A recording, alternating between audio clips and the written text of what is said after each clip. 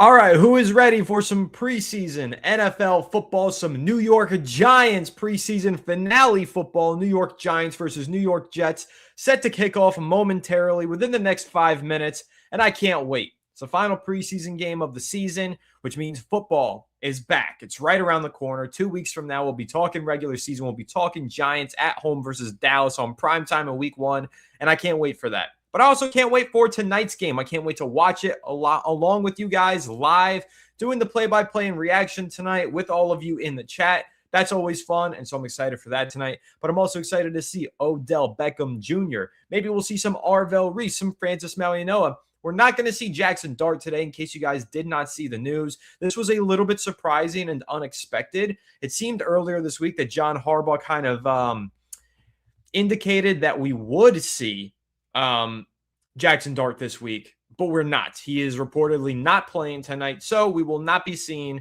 Jackson Dart suit up for tonight's game. We'll see Jameis Winston. We'll see Jake Haener and Brandon Allen. Can't wait for that.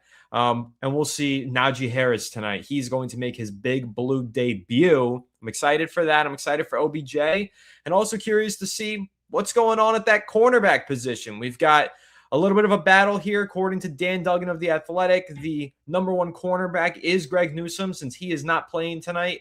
But playing tonight will be Deonte Banks and Paulson Adebo as they battle for CB2. So we've got a legitimate battle on our hands, position battle on our hands, that's going to get sorted out tonight ahead of week 1 versus Dallas. So it's going to be interesting. I'm excited, and we're going to go ahead and have some fun tonight. So appreciate everybody tuning in.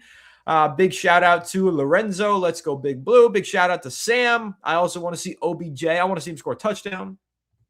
Sean, what's good, my friend? Here we go. Last preseason game. Yes, sir. NYGFL. I'm feeling it too. I think Odell is scoring. I got the OBJ jersey on. If you could see, number 13, Color Rush. I'm excited. And yeah, I am Robbie. I'm surprised Dart's not playing. I'm not crazy about the decision. I understand it, though. You want to keep him healthy. You want to keep him out of harm's way. But I mean, a month between games is, it's been a long time since he's played some football. I wanted to see him play. If he played August 15th and he's going to play September 13th, that's a full month, basically, of no game action. Yes, there was a great joint practice versus the Miami Dolphins, but again, I want to see this team get off to a hot start. I think week 1 is the most important game on their schedule. I was hoping to see Jackson Dart get a few more reps to get comfortable in this offense. But nevertheless, whatever. We'll see Jameis Winston, and we'll see some other starters, and we'll see some Giants football. So that's what we're excited about anyway. I don't know if Colton Hood is playing. I would imagine he is. He did return to practice this week. I'll try and look it up right now. We'll see. But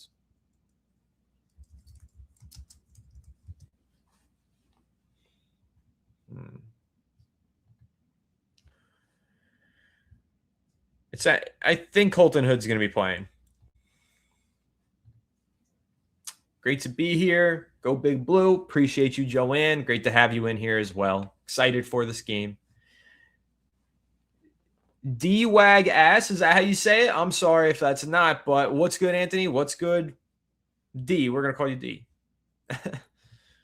Looks like Jordan Renan said Arvell Reese is not playing. That's kind of expected. I mean, he is one of the team's key starters, so we'll see. Yeah, let's get it. Preseason or not, I'm excited for Giants football regardless. So, and this should be a good one. This is a rivalry game, in-house game, right? Giants versus Jets. We get to beat up on our little brothers tonight. I'm looking forward to it.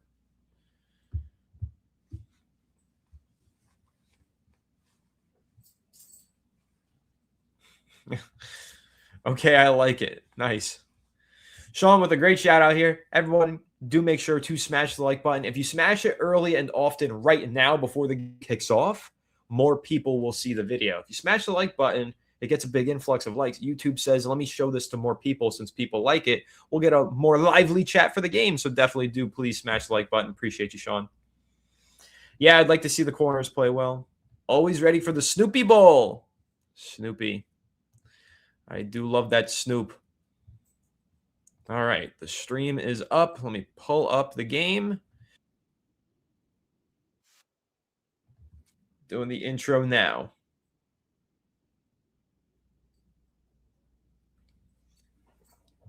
The Jets, they have some interesting pieces this year. I'm not going to lie. I think they're going to be ass, don't get me wrong. But they do have some interesting pieces. They don't have a QB, but they've got some young, talented players. I like D'Angelo Pons. I like Omar Cooper Jr. Garrett Wilson's exciting. Breece Hall is exciting. The game is on CBS, Sticky Bandit. CBS New York. I'm watching it on NFL Plus, though.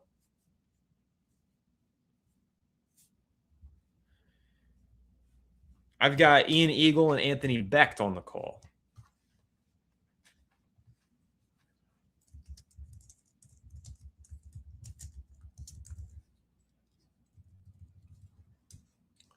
No Geno Smith for the Jets tonight, so we'll be watching Cade Klubnik take the start, the mid-round pick that they took out of Clemson, if I'm not mistaken.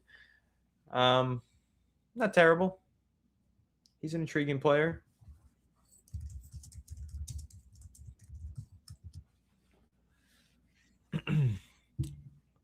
Is it Klubnik or Klubnik?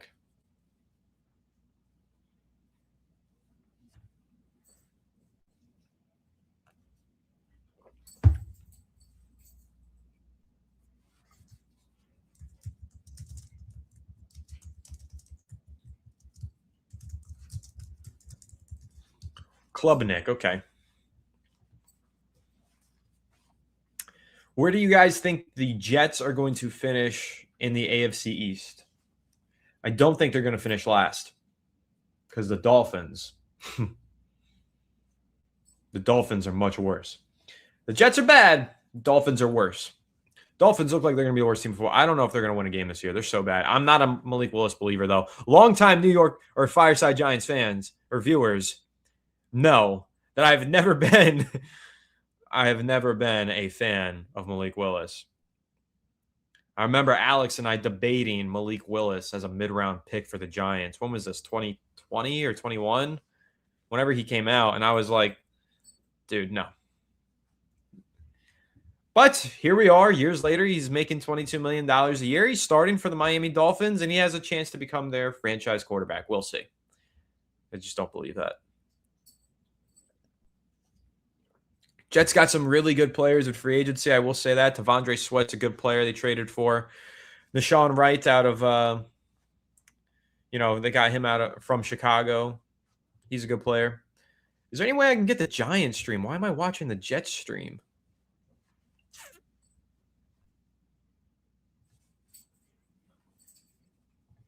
I don't want to watch the Jets stream. Does anybody know how to select which broadcast you watch on NFL Plus?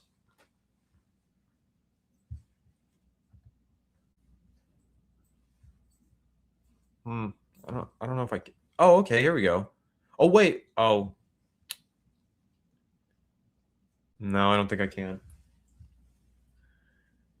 I can do away audio, but that doesn't really help me. I'm trying to watch the game.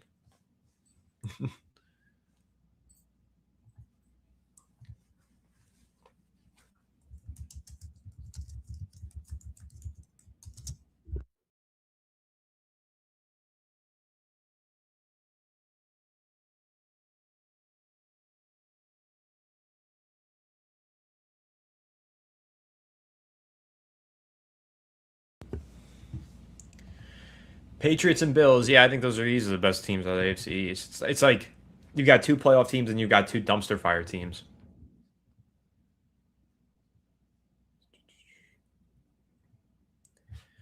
Wow, this stinks if I have to watch the Jets broadcast. Or this is the local broadcast. Oh, well. Yeah, I agree. I think somebody else is taking Malik Willis's job next year.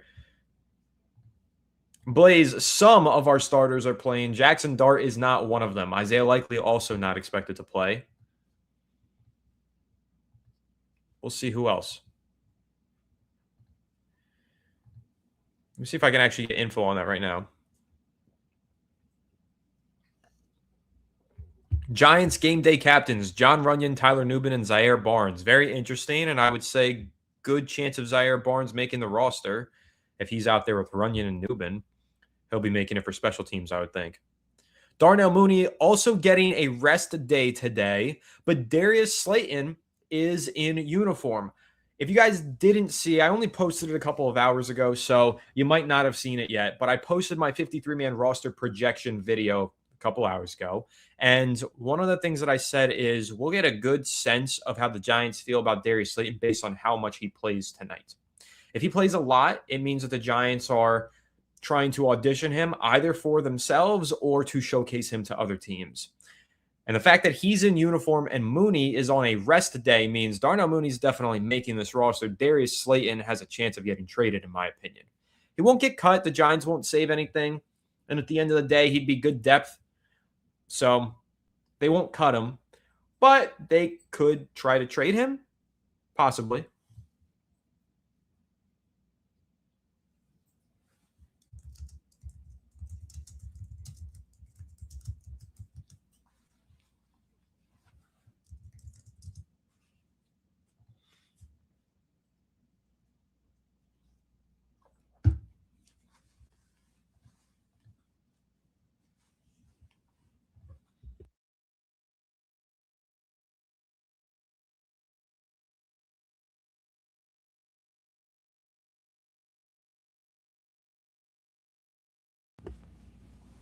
We got Juan Bautista checking in from the Dominican Republic. Appreciate you. See, Eddie, I don't agree. Initially I was like, okay, without Austin, with him out for the year, no way they're going to trade Slayton. I had the same initial reaction, but I feel like the signs are there that they might be trying to trade him. And also, Austin's a slot. Slayton's an outside receiver. The Giants have a surplus of slot receivers. They're thin in the slot. They could move on from Slayton to find a slot receiver. They could trade Slayton 1-for-1 for a player, or they could trade him, free up a roster space by getting a draft pick, and then claim somebody off of the waiver wire without having to waive somebody, and that somebody could play in the slot. So I think it's possible. Stay Frosty G. I'm watching on NFL Plus. You have to subscribe. It's like $8 a month, but it is what it is for me. I have to do it. So that's what I'm doing. I'm sure somebody else in the stream can find you another way. Anyway, Giants had a nice kick return there, and they are starting this game out from the 39-yard line. It's going to be an end around to Malachi Fields. Who is that? No, Xavier Gipson, and he's stuffed like 6 yards behind the line of scrimmage. McGregor on the tackle.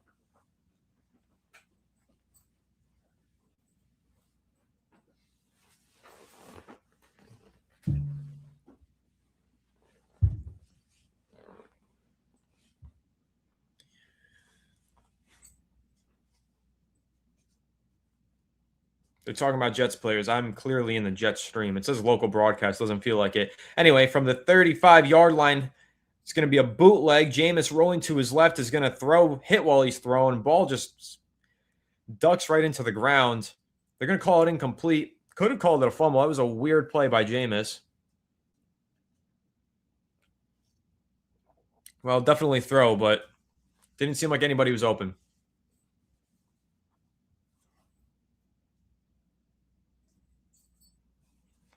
That's going to bring up 3rd and 14 for the Giants offense. Pretty disappointing drive thus far after a really great return.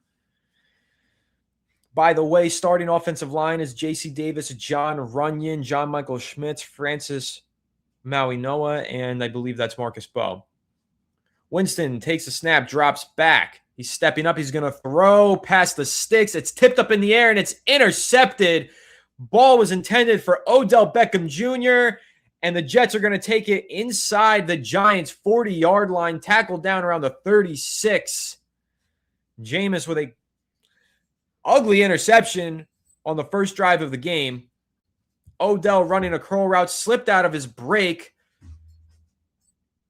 Quantez Stiggers was all over it, bats it up in the air, and it's intercepted.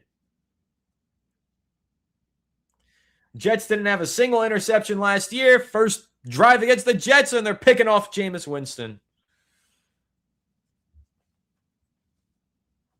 Well, that brings up Cade Klubnik from the Giants' 36-yard line. He's in the shotgun. He's going to he's going to hand it. Cut to the outside, tackled around the 7 around the 27.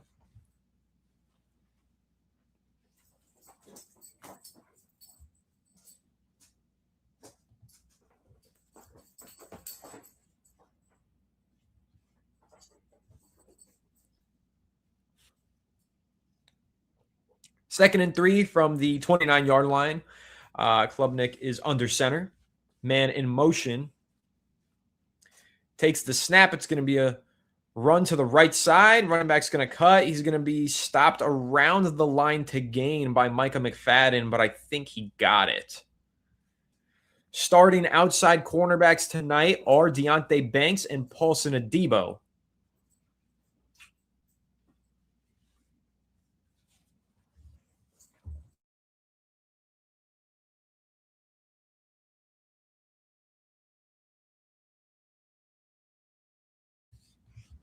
Yeah, guys, I don't think that's Odell's fault.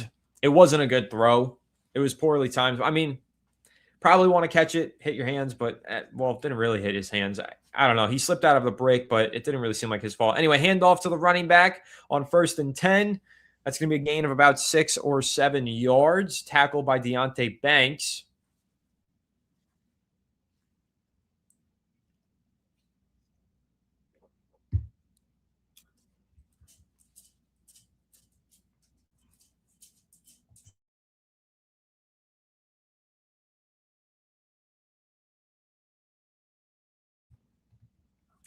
Second and 3 for the New York Jets offense. They are inside the red zone at the Giants' 19-yard line. It's going to be Arian Smith in motion. Klubnik is under center. It's going to be a counter run. Handoff to the running back. Patient running. And that offensive line was walking the Giants' defensive line back. But there's going to be a tackle just short of the line to gain there.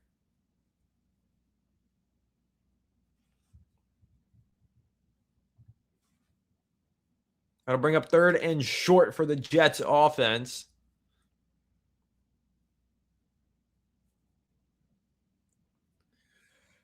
3rd and 1 to be exact.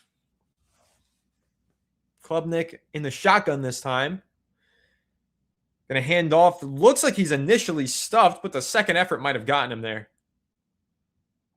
Giants met him in the backfield, but that extra effort and power might have gotten him that first down. Looks like it did. That was our Darius Washington. He came screaming off the edge, playing that nickel cornerback position. Dove down into the box, laid a big hit, but the running backs fought through the contact and fell forward.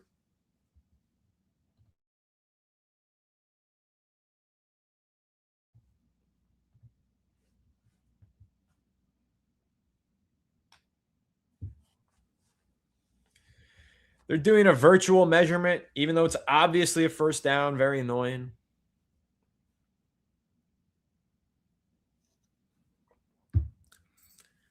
So the game is in a break for a virtual measurement. And it's a first down according to the virtual measurement.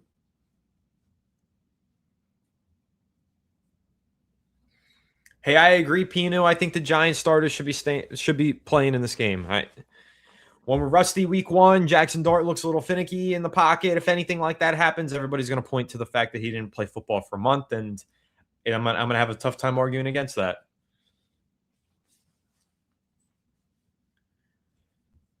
Cade Klubnik is under center from the Giants 16-yard line on 1st and 10. He's going to hand off to the running back who's met behind the line of scrimmage.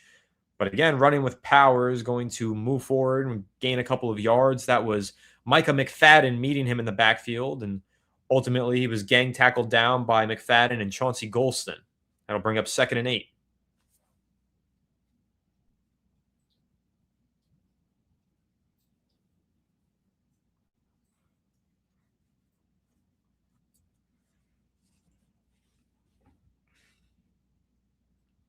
Golston's playing a good amount. He's playing with his hand in the dirt. 2nd and 8. Klubnik in the shotgun. Muffs the snap. It was low. He's dancing in the pocket. He's stepping up. He's running. And he's going to be out of bounds short of the line to gain by about a yard. McFadden chasing him.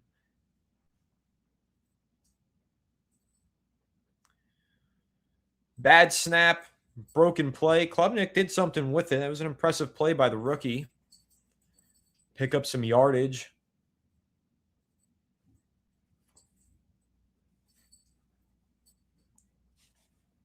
Third and 2. And my stream just crapped out for a second. Here we go. 3rd and 2. Klubnik is going to hand off. That'll be a first down around the 2-yard line or the New York Jets. Jets offensive line is just getting a big push on every play against this Giants defensive line.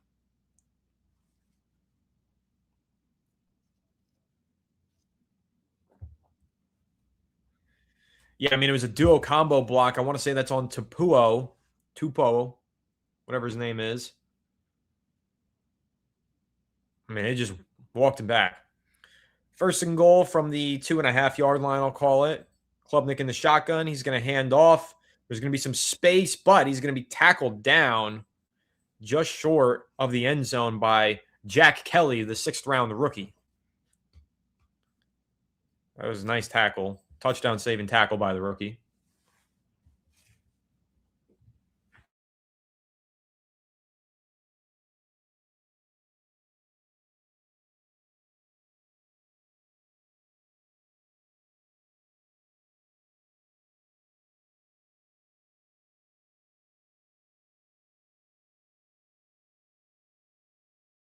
Jets have yet to throw the football. They're just running all over the New York Giants defense. Good sign. 2nd and goal from the 1. Counter handoff, and that's going to be a touchdown. Couple Giants in there to try and prevent the touchdown, but ultimately running back Chip Trayanum gets flipped up and over and into the end zone.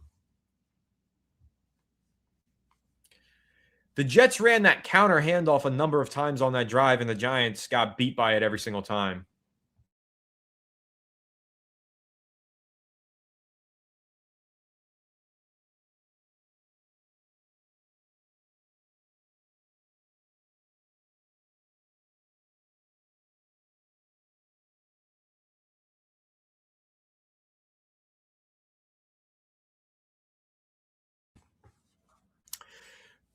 Jason Sanders, former New York Giant this summer, waived by the Giants. Now the kicker for the New York Jets, missed the extra point. So it is a 6-0 lead for the little brother Jets over our New York Giants.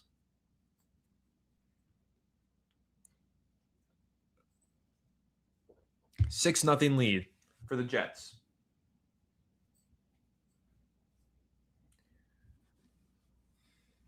Pino says, love the comment, Paisano, and your takes on the collective as well. Hope Romeo got a G-Men collar. Well, Romeo got a blue collar. It's kind of like a dark navy blue, almost Giants blue. He's getting a Giants jersey, though. I'm going to get that for him. And right now, he's chewing on a tote bag. I don't really care about the tote bag, so I'm just like, whatever. I'll let him do it. But he's been a menace behind me this entire stream. I might have to put him in the crate soon. I agree, Ezeki. I know it's 2nd, 3rd string defense. But yeah, the run defense is still scaring me too. The Jets just ran the ball 10 times into the end zone. That was awful. I don't care, backups or not. I mean, you got to be better than that.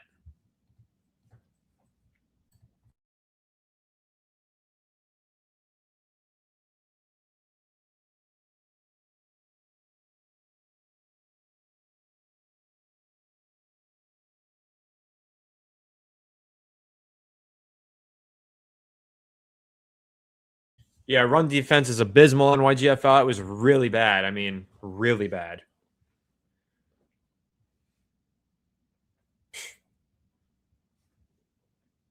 Yeah, agreed. D-Wag, disgusting to watch.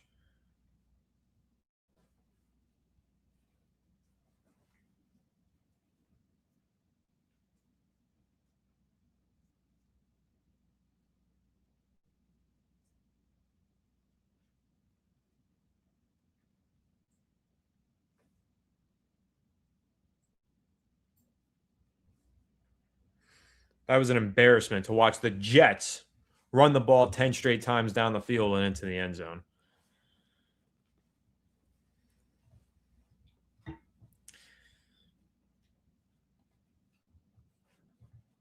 Yeah, Sean. Romeo terrorizes me, but I love it.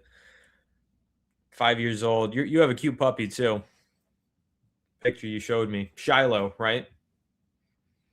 NYGFL, they are so cute at that age. I miss my pup. He is the cutest. He's 4 months old and he's adorable, but he is a handful. Yeah, great. I mean, if this is how the backups look, just getting the ball shoved down their throat on the ground. The Giants starters haven't really been able to stop the run either in recent years or earlier this preseason when the starters were out there. I'm just generally still concerned about the run defense. Starters or backups, I don't care. I'm concerned. I mean, that was just, it was embarrassing. It was ugly. It was embarrassing. It was terrible.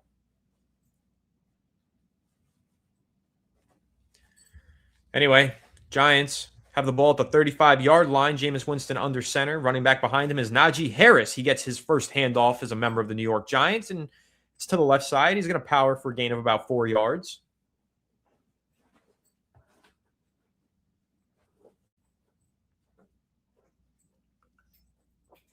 Jets defensive tackle T'Vondre Sweat makes the stop. T'Vondre Sweat was with the Tennessee Titans last year, playing under New York Giants defensive coordinator Denard Wilson. 2nd and 6 for the Giants offense. Jameis Winston under center. He's going to pitch it to Najee Harris. He's got a block from Marcus Bowe, and he's across for the first down around the 48-yard line, running with some power and some good burst for a guy coming off of an injury. Not bad. Looked good there, Najee. Great blocking, great lead blocking from Marcus Bowe to spring at number 47. I think that's the backup fullback Finley. Also had a key block on that run. Looked good. 1st and 10 now for the Giants offense from the 48-yard line. Odell Beckham Jr. out wide. Jameis under center, single back. He's going to drop back to throw. He's going to throw, and it's going to go through the hands of Thomas Fidone. But again, bad timing on that throw. Jameis doesn't look like he's on time with anybody right now. Ball wasn't accurate. Yeah, it was catchable. It didn't go through the hands of Fidone. It wasn't an accurate throw, though. 2nd and 10. Jameis back under center.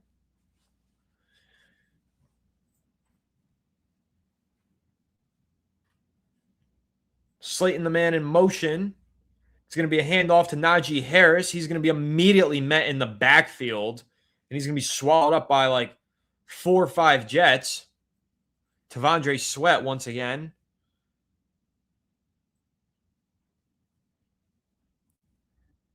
Najee Harris was just standing there in the backfield waiting. Or I'm sorry, T'Vondre Sweat was just standing there in the backfield waiting for Najee Harris. That was something.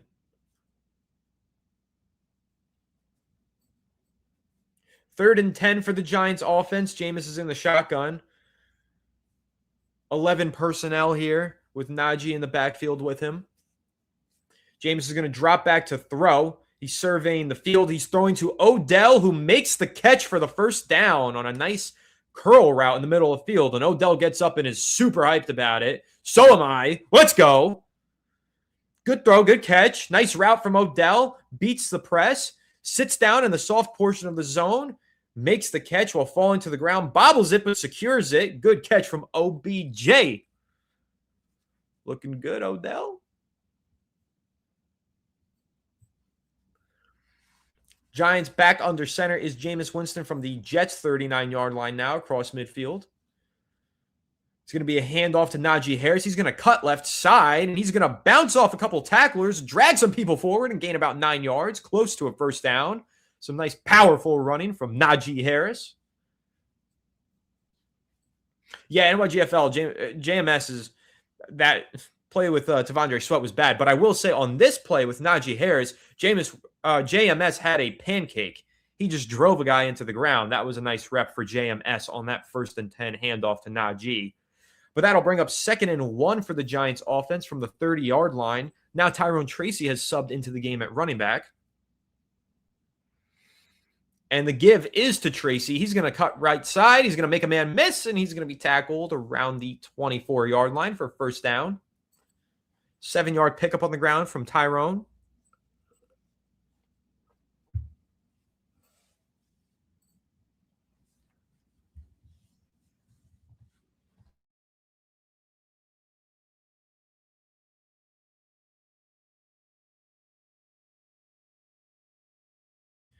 First and 10 for the Giants offense. Now Jameis is in the shotgun. Odell subbed back into the game. He was out for a couple of plays.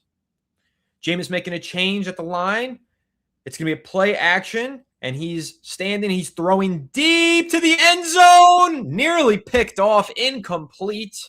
Pass intended for Braxton Berrios, but batted down. That'll bring up 2nd and 10. Toss that thing up into double coverage for no reason. Ball hung in the air for a while, too. I don't know what Jameis is on today. It was more and more in coverage. Yes, both of these players wear a number in the 20s, and both of them have the last name Moore. Go Jets, I guess. I don't know. That's interesting. 2nd and 10 for the New York Giants offense. Jameis Winston under center in the I formation. Slayton in motion. He's going to hand off to Najee Harris, who's going to make a man miss in the backfield and then have a lane, pick up about 4 yards on the play. Down around the 20-yard line. I don't know what Jameis is doing either. He's just out here playing football, I guess.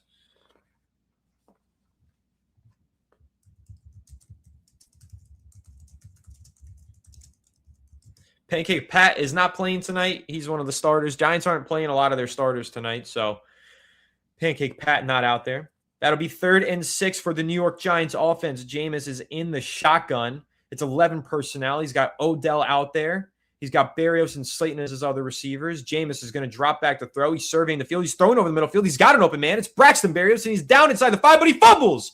And the Jets recover it in the end zone. That'll be a touchback.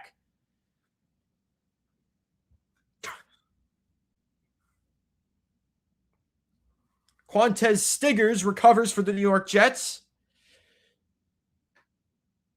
Berrios got the ball punched out by number 41. I believe that's Mitchell of the Jets, and Stiggers recovers it in the end zone.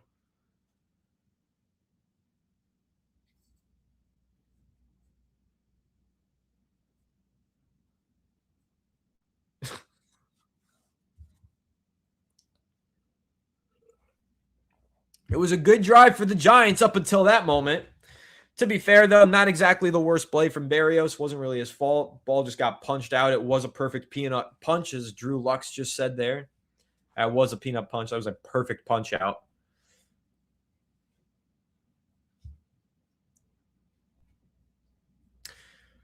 That's a great comment from Desert Vet.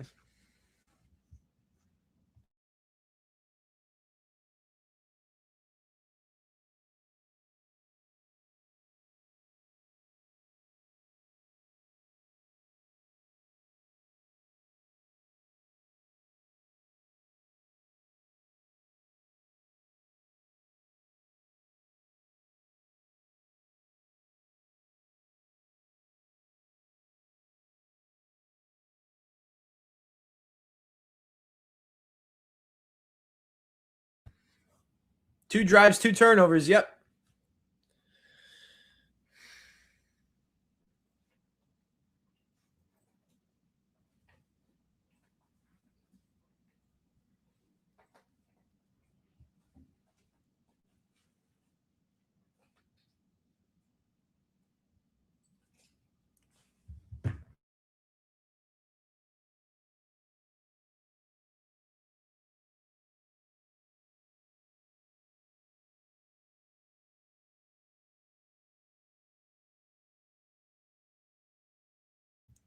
Sorry, guys. Puppy's being a menace. Ball security is definitely lacking in this game. 2 drives, 2 turnovers. Not good.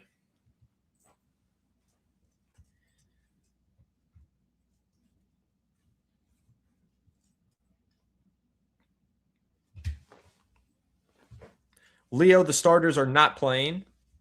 Most of them, at least. Some of them are, but most of them are not.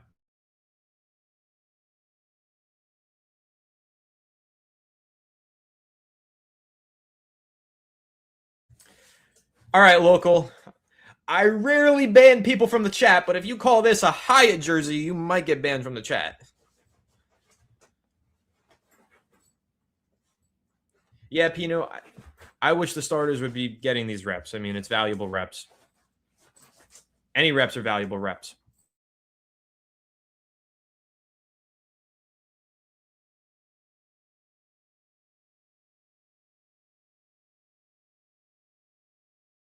I'm just kidding, local. You're not getting banned. Don't worry.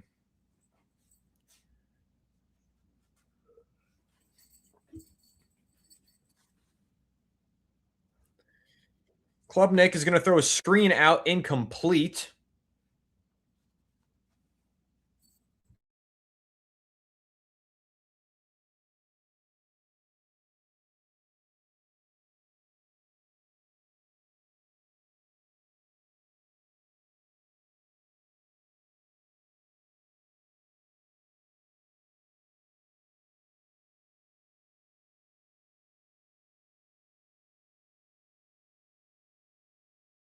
Klubnik drops back to pass. He's going to throw a timing route to the outside. It's dropped by his receiver, but that was a good throw from the rookie.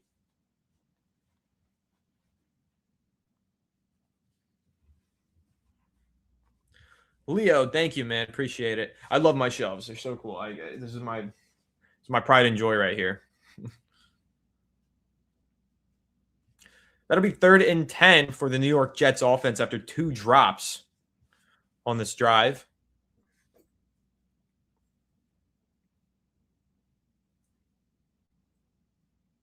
Klubnik is in the shotgun. It's 11 personnel.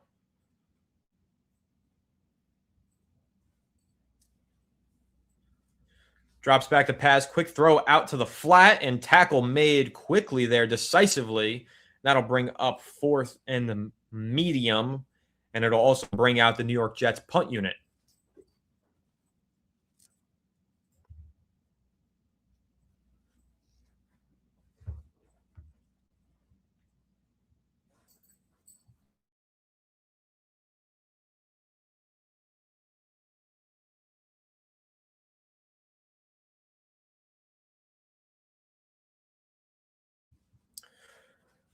Jets punt is up and away.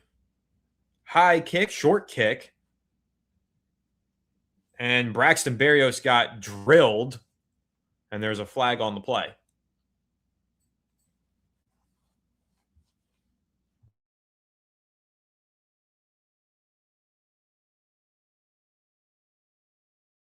Yeah, Quantez Stiggers ran right into Braxton Berrios. Stiggers is the one who recovered that fumble of Berrios on the last drive, but he just killed Berrios there before the ball came through.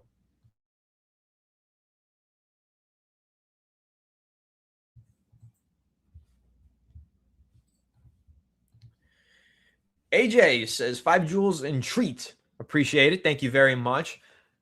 I think that looks like a Garrett Wilson profile picture. So we have somebody from the other side, from the Jets side of things, tuning in. Thank you for tuning in. A Jake Asman fan. That's your name. I see. Okay. Jake Asman, great Jets creator. Shout out to him and shout out to you. Appreciate the treat. I will get a treat for my little pup who's being a menace and destroying everything behind me in the background. Greetings from Hollywood. Connect me with somebody in Hollywood. I want to start making movies.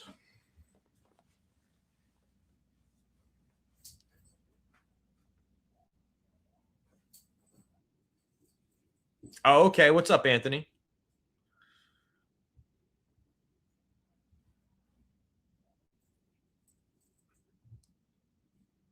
Appreciate it, Pino.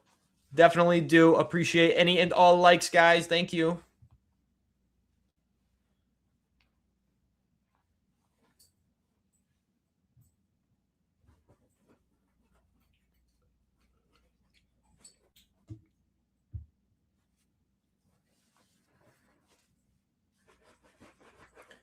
All right, so I'm hoping we see some more Odell targets on this next drive. I would like to see him get some. I'd like to see him get in the end zone, really, at MetLife. This could be his last opportunity. You never know. I think he's going to make the roster, but you never know. So I'd really like to see him get in the end zone.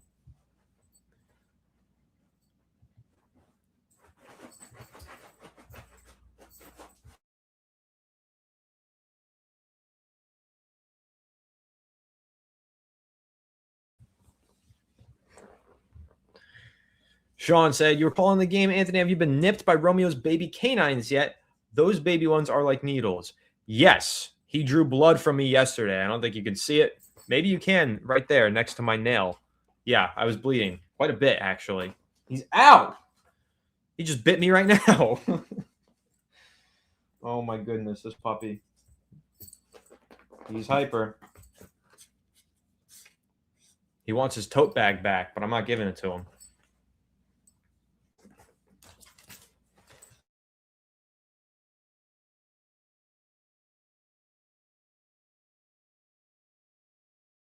All right, here you go. Here's the puppy. Romeo's on screen again. He's very restless right now. Well, let's see if he can sit for a couple play-by-plays as he tries to bite my fingers off. Jameis Winston takes the snap. It's going to be a play action to Tyrone Tracy. He drops back to throw. He's going to shimmy pump fake, and he's going to throw it out to the flat. It's going to be a gain of about 2-3 yards from the backup fullback, Grant Finley.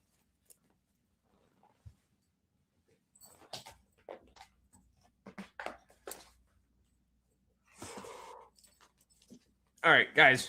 I'll be right back. I gotta crate him.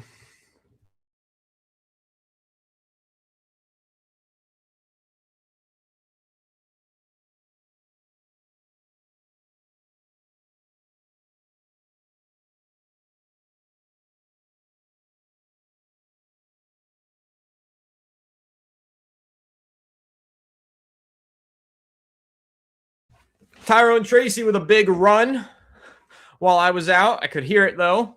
Yes, big hole on the left side, cleared out by J.C. Davis, the rookie left tackle out of Illinois from the 6th round. And Tyrone Tracy picks up a good amount of yards there. That'll bring up 1st and 10 for the New York Giants offense. From the Jets' 30-yard line, Tracy's still the man in the backfield. Single back formation look, tight end in motion. Odell in the slot on this play. Jameis is going to play action to Tracy. He's throwing. It's caught by Odell Beckham Jr. inside the 10-yard line. Another big play for OBJ. Let's go.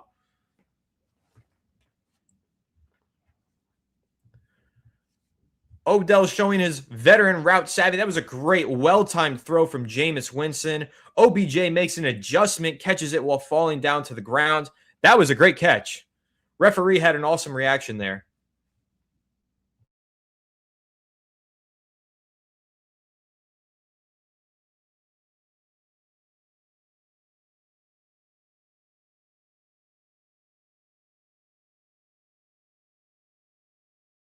First and goal. Handoff is to Tyrone Tracy, right side. He's going to push ahead. Touchdown, New York Giants. Tyrone Tracy Jr. silencing a lot of criticism and getting into the end zone here in the preseason finale.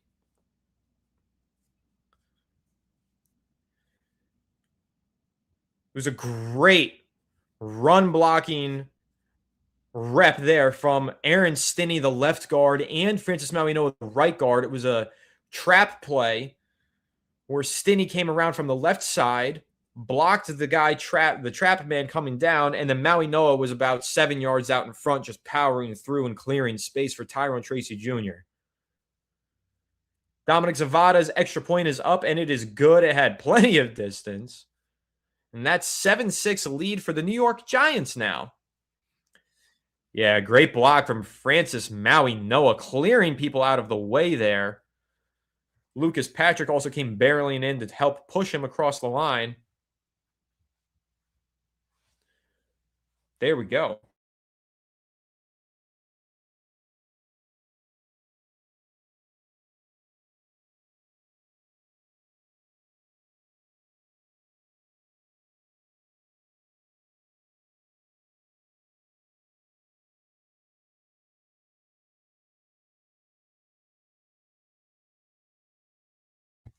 Yeah, big drive from Odell Beckham Jr. and Tyrone Tracy Jr.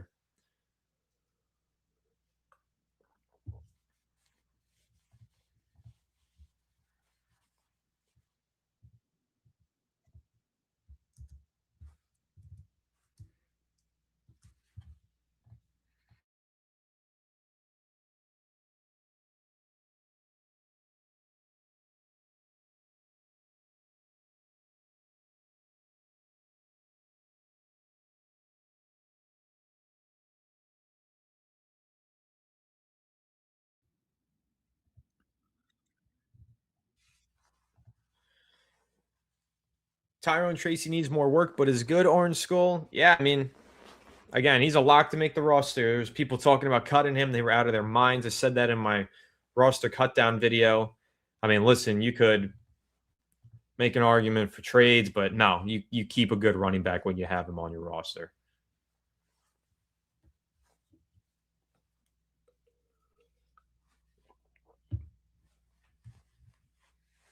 There was a great throw on that drive from Jameis Winston to Odell Beckham Jr. Really well timed. Odell had to make an adjustment for it, but that was because it was a good throw.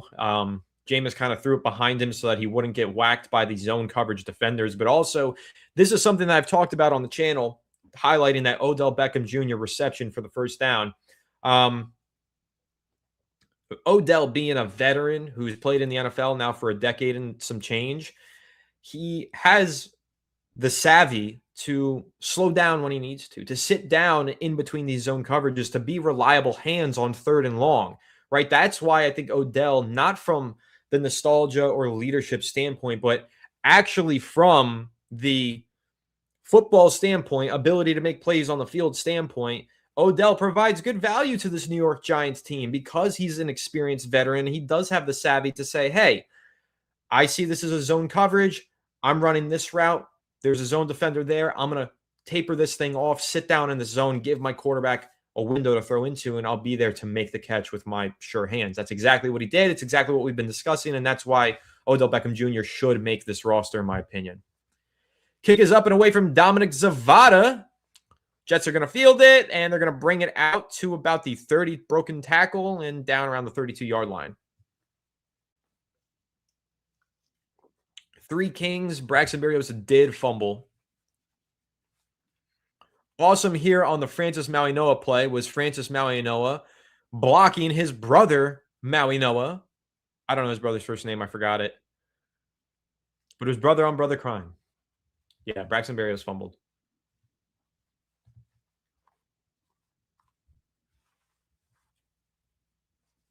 First and 10 for the Jets offense. Klubnik is under center. It's going to be play action. It's going to be a quick throw out into the flat. Tackle immediately made, but a gain of about 3 or 4 yards. Thank you, Leo. I appreciate it. Eddie. Cece's brother, PP. I don't think his name is PP, but that made me laugh.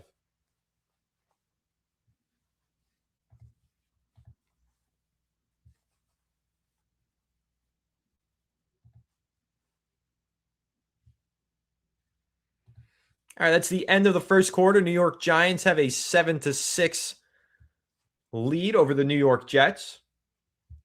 Not too shabby. We take that. Giants offense had some ups and downs in that first quarter. So did their defense, but they have a 1-point lead.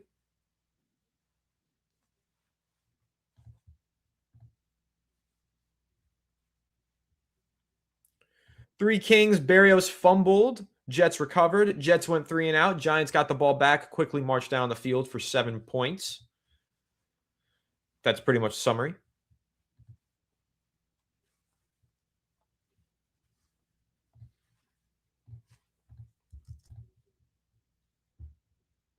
And now they're playing an NFL commercial with Dexter Lawrence doing the sexy Dexy dance.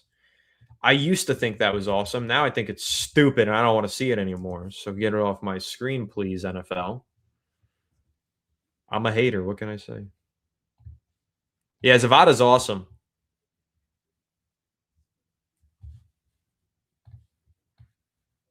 Zavada is a great kicker. He is the New York Giants kicker. This is not a battle anymore, in my opinion. It really hasn't been in my head since I saw that joint practice. And I saw Zavada just light it up, really, is what he did. Didn't miss a single kick, was bombing kicks. You guys are showing tremendous love on today's episode. I really do appreciate that.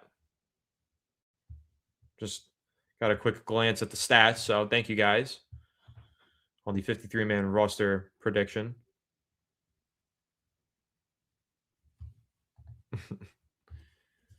Yeah, let's get another 3 now. Why not? That would be cool.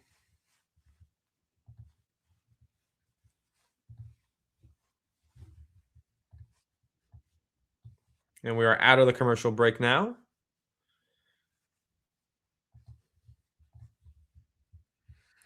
Never forget on one August night when Victor Cruz had his emergence in the preseason against the New York Jets. I'll never forget that. That is why we watch preseason games, guys. All right, so the Jets still have the ball. It's second down. Klubnik in the shotgun drops back. It's going to be a screen out to his running back. Had a little space, but is tackled pretty quickly there. Gain of about 4 yards. That'll bring up third and manageable for the Jets offense.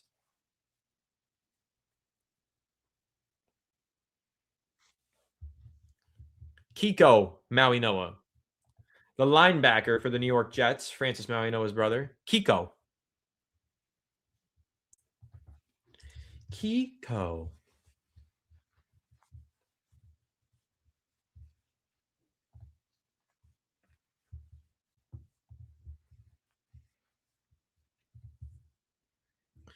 Low throw handled by the Jets running back and a huge gain down the sideline there for first down and then some.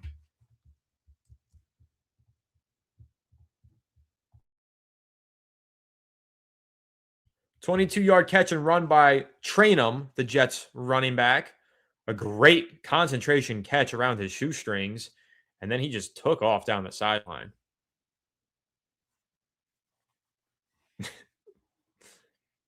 Eddie made me laugh twice with the same joke. Good job, Eddie.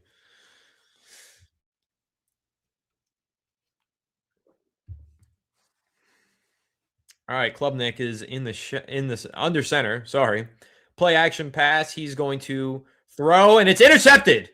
New York Giants intercepted. Zaire Barnes, a player on the roster bubble, got a lot of buzz this summer for his performance on special teams. Out there playing weak side linebacker, goes up and gets it. Klubnik tried to lay it over the top of him. Barnes seemed to kind of bait him into it. Seemed like he was going to dash out to the flat, then decided, no, I'm not going to dash out to the flat. I'm going to take the over route from the tight end, and I'm going to go up there and make a leaping grab and intercept it. Good play, New York Giants. Zaire Barnes, interception. Great play there.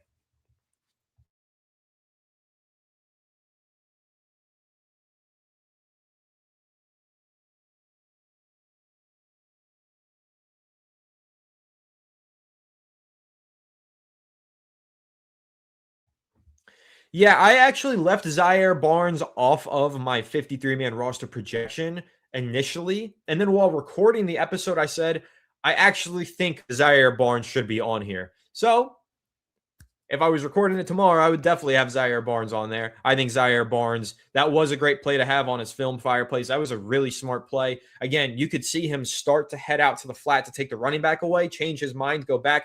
Now, even still, Klubnik really shouldn't have thrown that ball. It was a terrible throw. But went up there, got it. Athletic play from Zaire Barnes. Really good play in coverage. Awesome for the youngster who's trying to make this roster spot. And I think he's got it. I think he's going to make the roster, especially with a play like that. Leo, I don't know if I plan to cover all the games. I'm going to go to a couple, I presume. So I definitely won't cover those. I'll be there. But I do plan on doing play-by-play for a good portion of them. Definitely like 1 o'clock Sunday games. I expect to do probably all of those unless I'm at the game. The primetime games, iffy. I'm probably doing week 1, but not definitely doing week 1. So we'll see. But week 2, I might be there for that. And then week 3, I think, is when we're playing Tennessee at 1 o'clock. I'll definitely be live for that one doing play-by-play. But I'm glad you're enjoying it.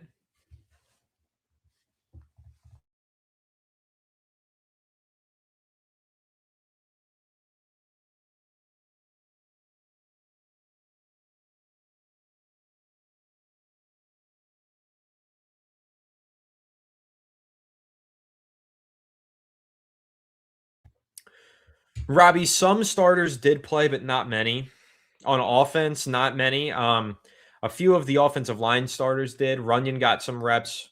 JMS got some reps. Maui Noah is still out there, so he's a starter. He's playing. He just had a key block that led to a touchdown. So, outside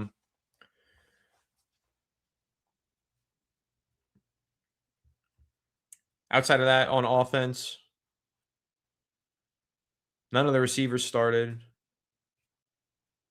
Yeah, that's just a few starting offensive linemen on offense. On defense, though, there were some starters as well.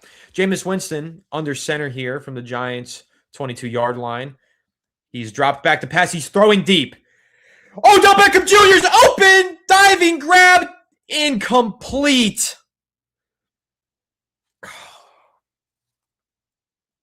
They dialed one up for OBJ. He leaped out, diving for it. Ball popped up. And yeah, that's incomplete. Tried his best to corral it. One he makes in his prime. One he doesn't make tonight. One that should have been a walk-in touchdown with a better pass from Jameis Winston. 2nd and 10. Jameis under center. He's going to give to Najee Harris, who's going to cut up the middle and pick up about 3 or 4 yards.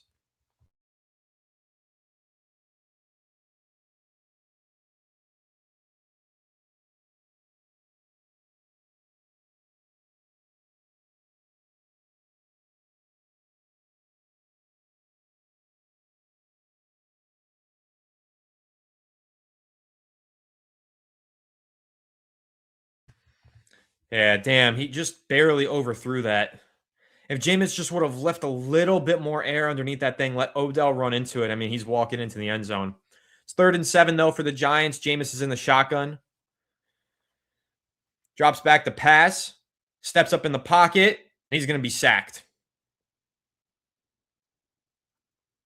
Looks like Marcus Bowe was the man beat there. Right tackle subbed in today with Illuminor not playing.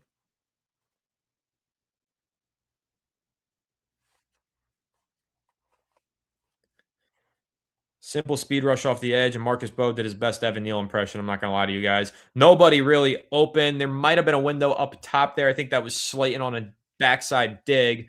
Might have been able to fit it to Odell. Would have been tough. He didn't break away from his man. It was straight man-to-man coverage. Giants should have had somebody open, but they didn't.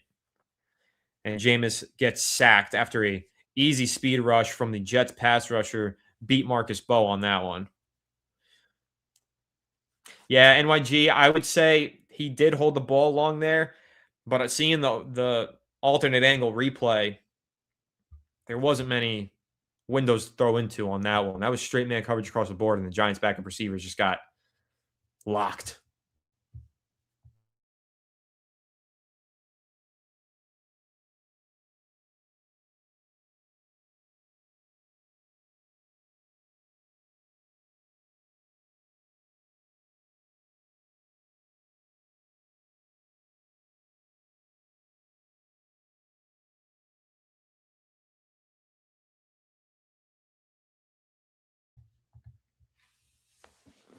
Yeah, that was a bad rep for Marcus Bowe there.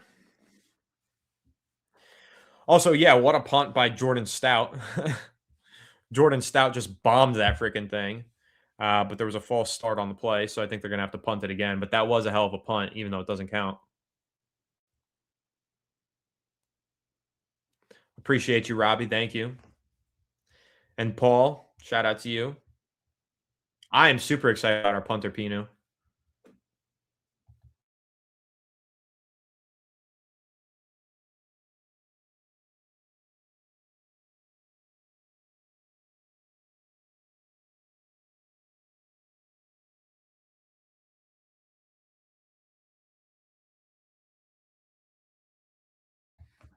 Another absolute bomb from Jordan Stout, and that's going to be recovered at the...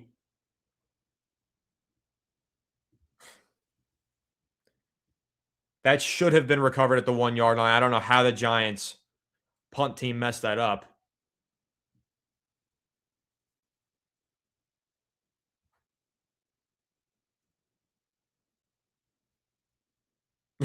Whatever. That was a hell of a punt, though, from Jordan Stout. Punt team just has to do a better job. Do their punter a favor.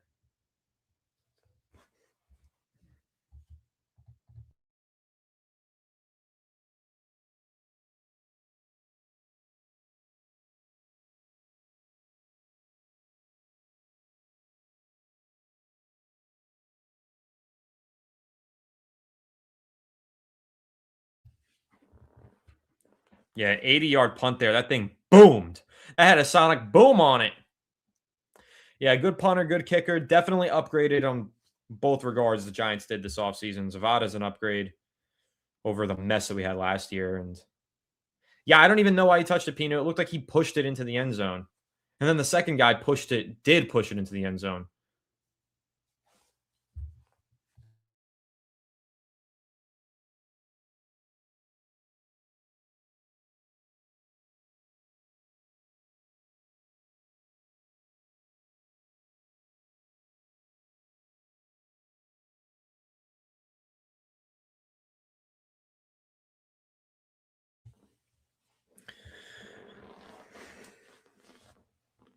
Not ideal there. That was a sloppy sequence of events for the New York Giants.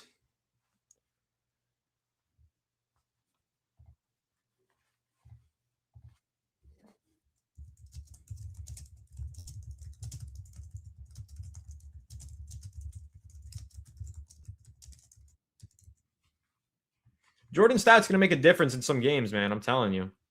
Paul, I am going to go to some games. I don't know which ones I'll be at, but I'm thinking of flying out to Los Angeles for week 2.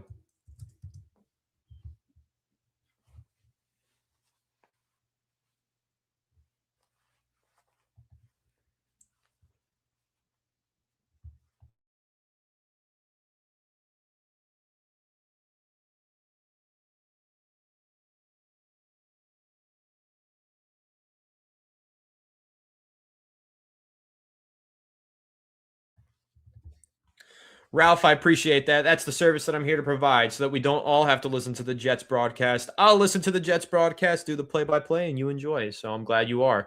Klubnik is going to hand off to his running back here. A couple missed tackles, and the Jets have a gain of about 9. It's going to bring up 2nd and short.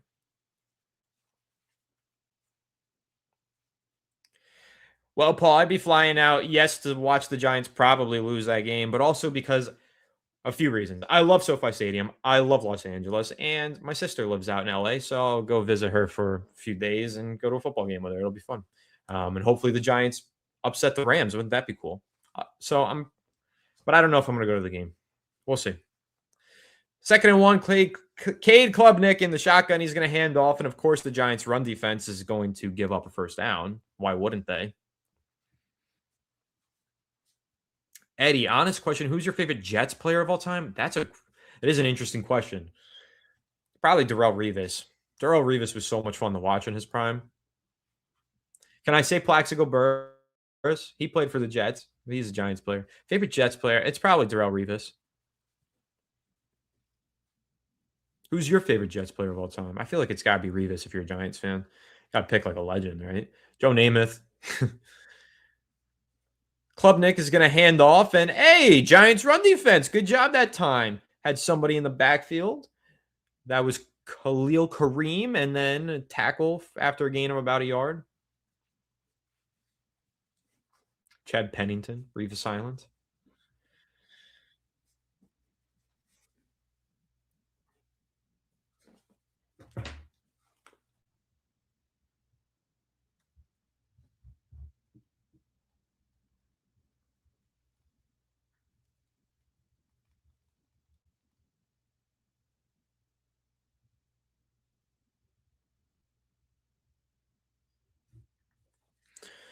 Pressure on 2nd and 9. Klubnik is going to throw out of bounds.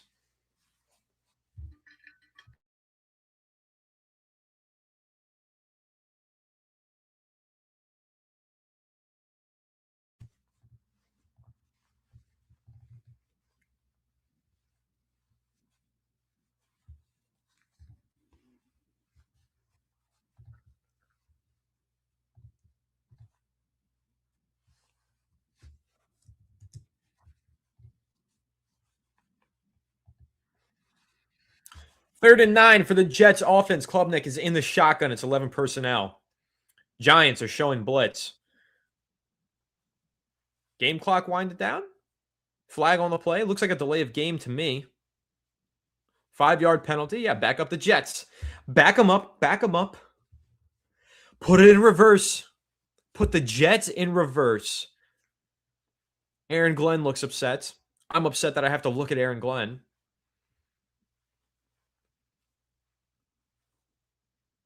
I hate the Jets. I don't know. They're green. I don't know. I don't like looking at MetLife and seeing green. It just kind of pisses me off. This should be Giants Stadium. 3rd and 14 for the Jets. Cade Klubnik in the shotgun. Darius Alexander's on the field. I feel like these are new reps for him. Klubnik is under pressure. He's going to flush out to his right. He's rolling. He's extending, and he's going to throw, and it's incomplete. That is a nice stop by the Giants defense. Darius Alexander, to his credit, had a pressure on the play. 4th and 14. Jets player down. Seems to be in a lot of pain.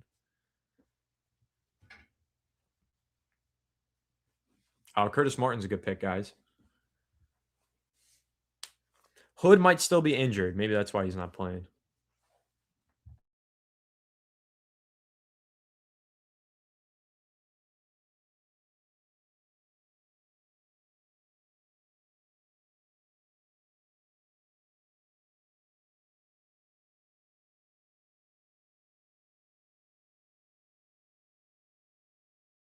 Cut to a commercial break due to the injury.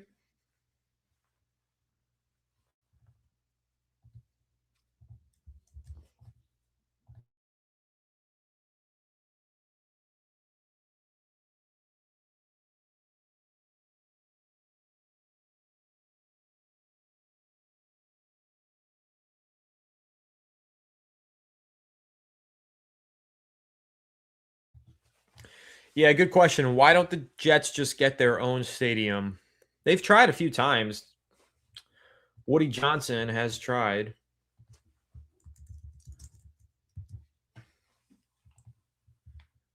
But hasn't happened. There's talk about them moving out to Long Island. I don't know if that's going to happen. I wish it would. Honestly, for a couple reasons. First of all, Long Island native. I just think it would be cool for an NFL team to be on Long Island. Not that I would root for the Jets. I'm a Giants fan until I die, but just, it'd be cool. Be out on Long Island visiting my grandparents. Oh, there's a football team. So it's just kind of cool. But also, I want them out of our stadium. This is the New York Giants Stadium. This is Giants Stadium. It used to be Giants Stadium. They tore it down. They made MetLife the air conditioner that is MetLife gray ass stadium. It's just so gray. That's my biggest issue with it. You walk through the concourse, it's just gray concrete. You sit down in the chairs, it's just gray plastic. It's just so gray. I despise it. It really gets to me. I'm not going to lie to you. Like, I'm looking at these fans in the stands right now, and there's empty seats. It's the preseason, but they're gray. It's so much. It's lifeless, this stadium. Sure. Okay. They go out there and they change the end zones and they put some, stadium dressing around when it's a Giants game versus a Jets game. They change the colors a little bit, but you can't hide all that gray. You just can't. It's just so damn gray. It's a neutral site. The stadium always feels like a neutral site to me. Berrios is going to return the punt inside his 20. He's going to make a couple guys miss, and he's going to return it up to about the 27-yard line. Good return there from Braxton Berrios. Yeah, Sean. Both born on Long Island, both living in Florida now. Paul, my favorite baseball team is the New York Yankees. My favorite basketball team is the Knicks, but being that I grew up on Long Island, it's the Knicks. Being that I live in Florida, I also do root for the Heat. I know that they're kind of rivals, but that's just how I grew up. I've rooted for both teams my whole life, so I'm not as exclusive in basketball as I am in football, but best believe I rooted for the Knicks like my life depended on it during that playoff run. I wanted to see them win a championship my whole life. I wanted it so badly, and we got it. It was amazing. Jameis Winston out of the game. Brandon Allen in the game. He's going to have a delayed handoff to Najee Harris from under center. It's going to be a gain of about 4 yards.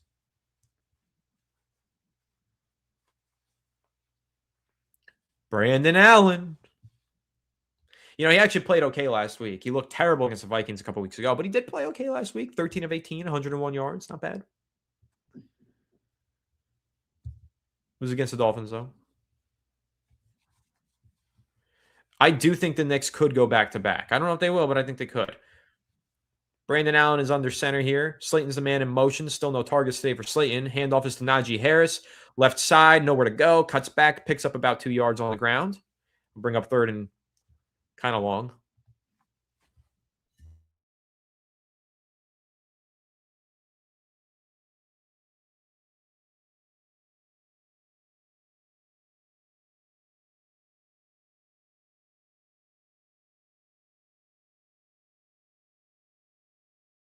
Red alert. Evan Neal is in the game at right guard. Evan Neal in what is likely his last game as a member of the New York Giants. He has taken the field. Let's go. 3rd and 5 for the New York Giants. Brandon Allen, bad snap. He corrals it. He's buying some time. He's flipping it out to the flat about 7 yards behind the line of scrimmage. Not what you want to do on 3rd down, Brandon. And of course, Najee Harris is tackled about 8 yards behind the line of scrimmage. I don't know how the Giants lost more yards than the yards that they had to gain on 3rd down, but they get bailed out by the New York Jets. Illegal contact by the New York Jets, and that's a 1st down for the Giants, baby. Yeah. That is Kiko Maui-Noah. CeCe Maui-Noah's brother.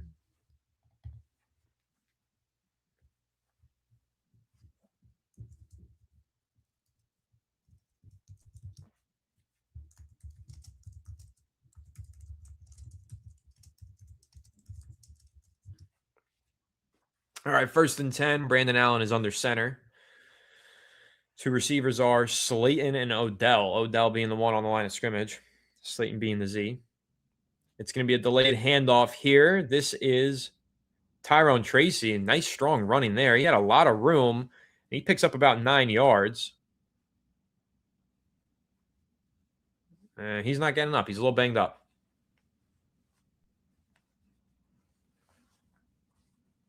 Tracy down on the play.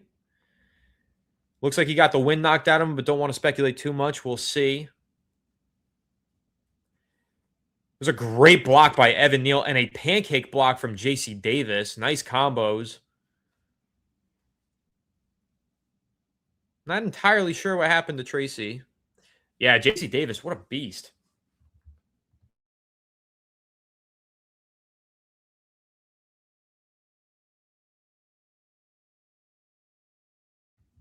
Man, this J.C. Davis kid, he looks special. I know, right? But it was a good block by Evan Neal.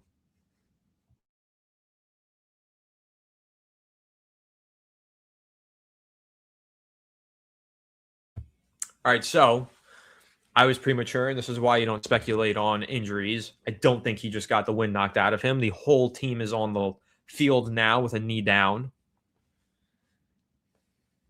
Seems like it's something serious for Tyrone Tracy.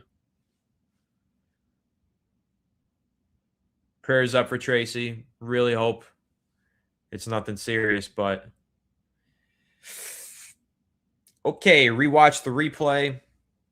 That is a head/neck injury, it appears. It didn't look good. Hate to see that.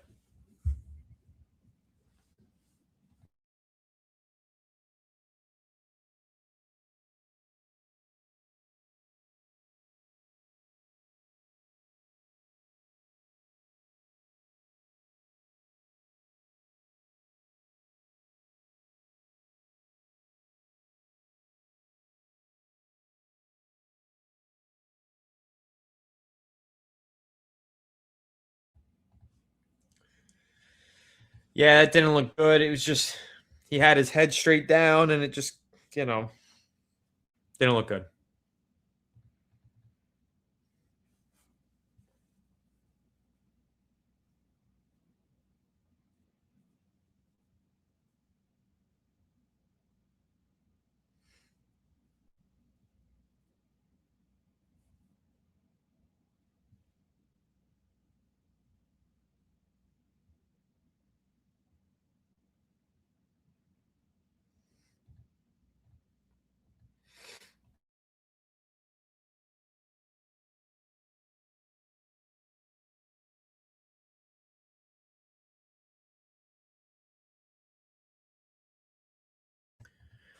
All right, Tracy is up and he's walking off with the trainers. John Harbaugh came out to check on him. Jackson Dart did as well. But Tracy's moving well. He looks okay. Good sign.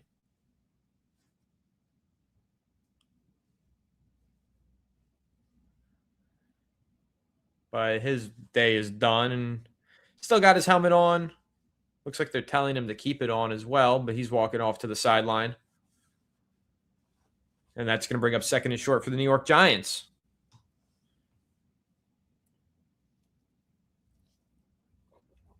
OBJ still out there. I think he's played every snap at receiver.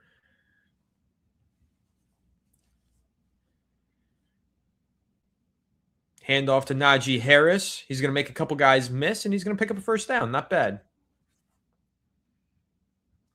Looks like run was intended to go left side. J.C. Davis might have whiffed on that one. But Harris saw it, adjusted, and picked up some extra yards. Good play by Najee. Tracy's being escorted to the locker room with no helmet on. His day is obviously over. Scary sight there for a moment, but glad to see him walk in under his own power. 1st and 10 for the Giants offense. Play action to Najee Harris. Allen's rolling. He's going to flip it quick into the flat to Thomas Fidone, who's going to finish the play with a little bit of oomph, but get pushed out of bounds after a gain of about 5 yards. J.D. Odell is doing quite well. I mean, he had a couple of receptions, one of them being a really nice one, and he should have had a walk-in 80-yard touchdown, but Jameis overthrew him. But he blew past the defense. He's looked good. He's getting open consistently. They just got to get him the ball better.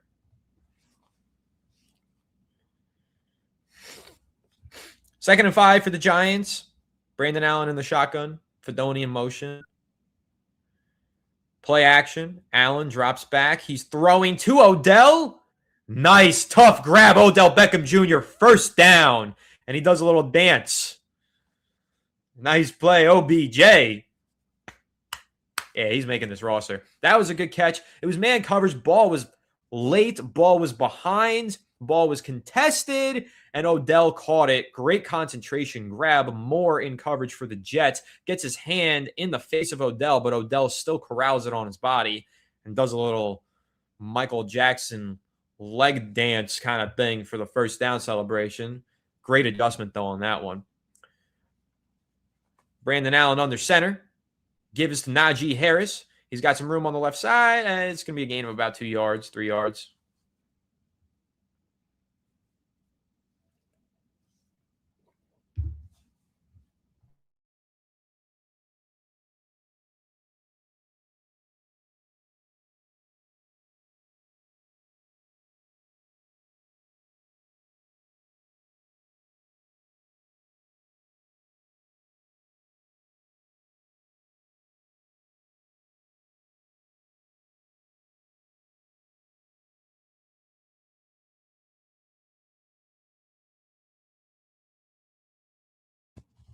Second and 7. Shotgun snap to Brandon Allen is high. It's a screen out to Najee Harris. Looks like he's got a good amount of space here. Lucas Patrick out in front as a lead blocker. And he's up and through and down inside the 10-yard line for the New York Giants. Nice catch and run from Najee Harris in his first action wearing the NY on his helmet. That was a beautiful play design right there from, I believe, Matt Nagy. Running back Najee Harris split onto the right side of Brandon Allen, but the screen out to the left, it was kind of a slip screen across the formation with Stinney and Patrick as the lead blockers out in front. That looked good. That was a nice play design. 1st and goal now for the New York Giants from the 8-yard line. Odell is back in the game. It's going to be a handoff to Najee Harris again, though, and he's immediately met in the backfield for loss of a yard or 2. Marcus Bowe on the ground about 3 yards behind, but I don't think it was his guy. I think Stinney might have been responsible for that one. Have to see the replay.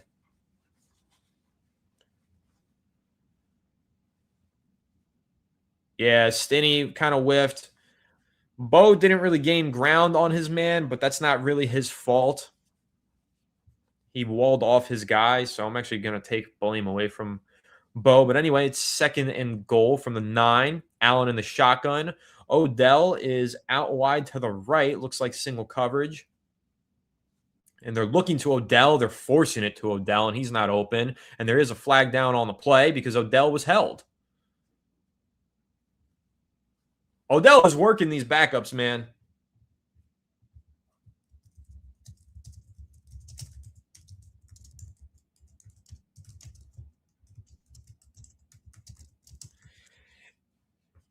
It was a slant to Odell. It was a nice route, but Brown just hooked around him, DPI. It was double coverage anyway. It wasn't a good throw, but man, he looks good.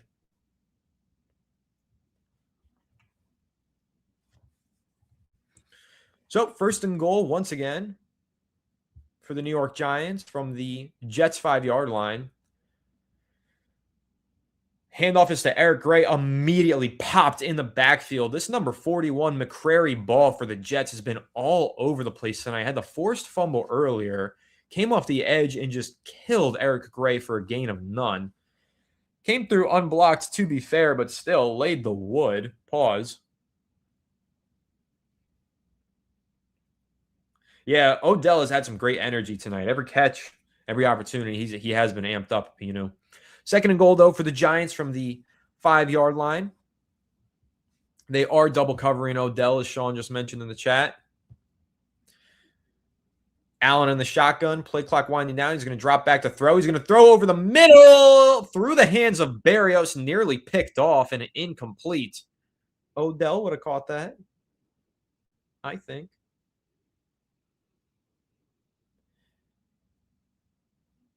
Man, Allen is just firing a ball, but wasn't the best throw. It was tight coverage, but that thing hit Berrios in the hands.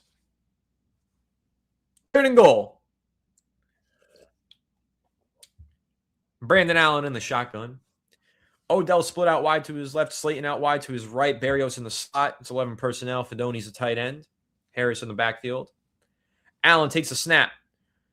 He's going to throw to the end zone, up and too high for Braxton Berrios. Looking for the flag, doing his best Jalen Hyatt impression. Not able to corral it. Incomplete. Fourth down coming up for the Giants. Ball was high. Berrios got a finger on it. He would have been out of bounds anyway. Just wasn't a good throw. I don't know, though. Throw to Odell. I think they should have. But fourth and goal. Kicker is out. It's Dominic Zavada.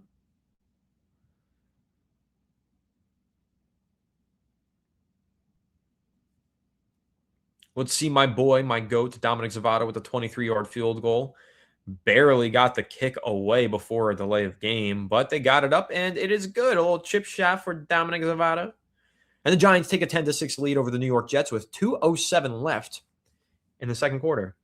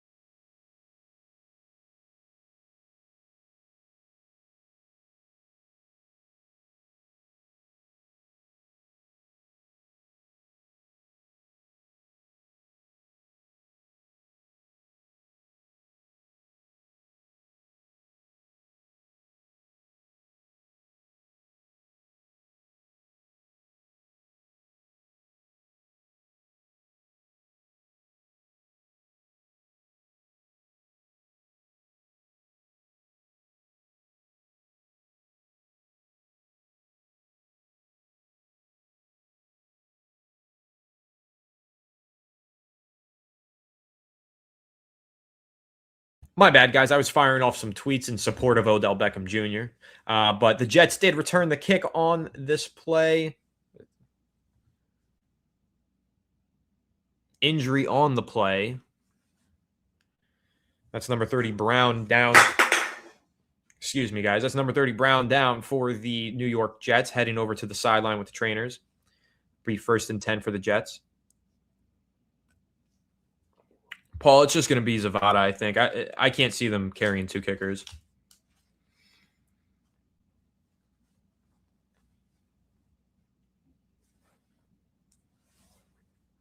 All right, 1st down from the 20-yard line. Klubnik is going to drop back to throw. Completed for a 1st down. It was a nice throw there. Camper with the 1st down grab.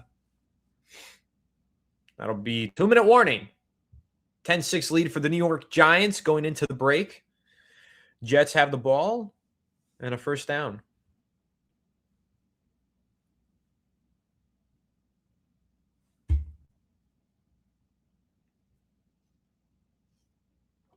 Jay Snow, our running backs are slow as hell.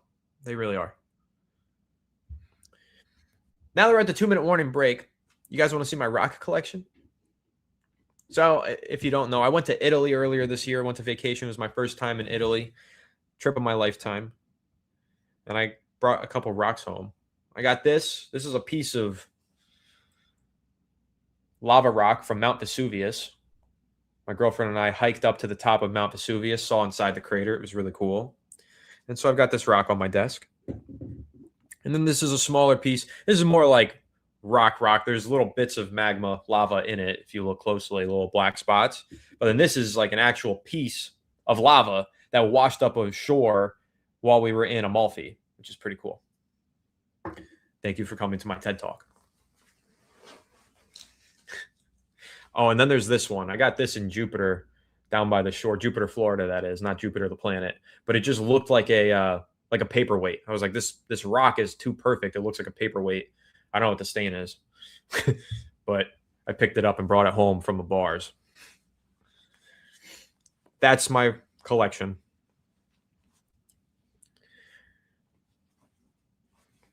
But yeah, the Italian rocks are cool. I brought a piece of Italy home with me. That's the fun part. Also brought some pasta home, some olive oil.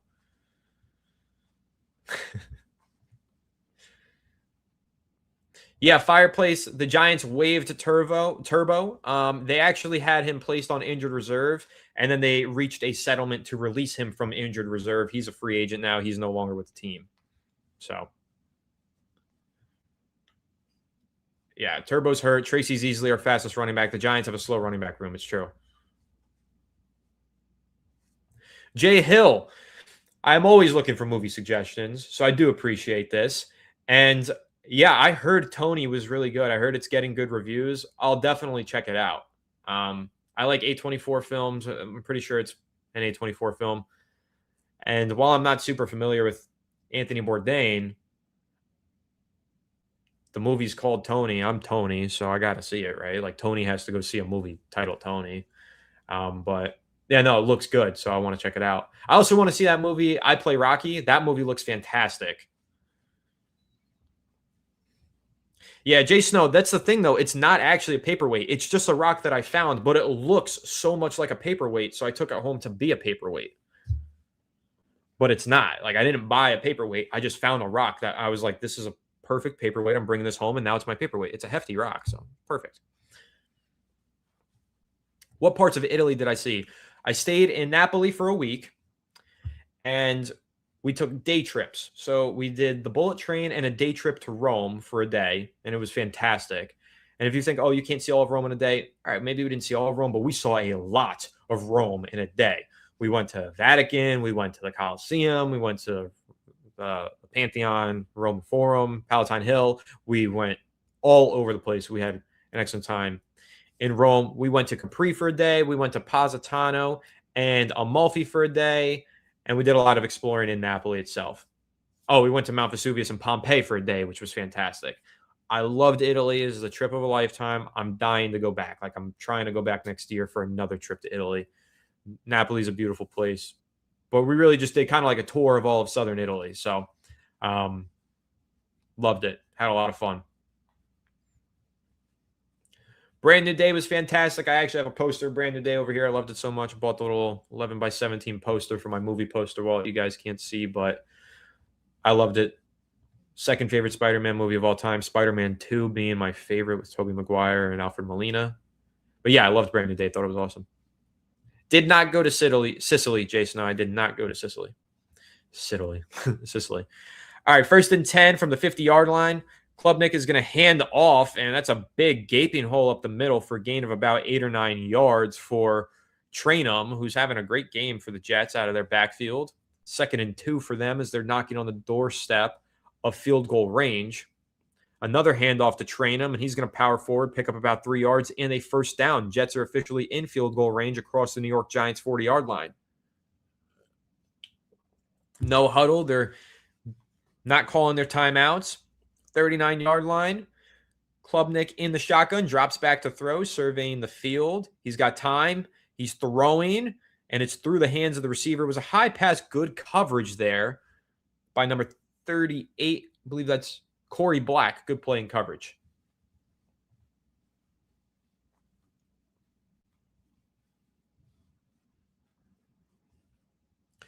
Awesome comment, Pinu. I love it.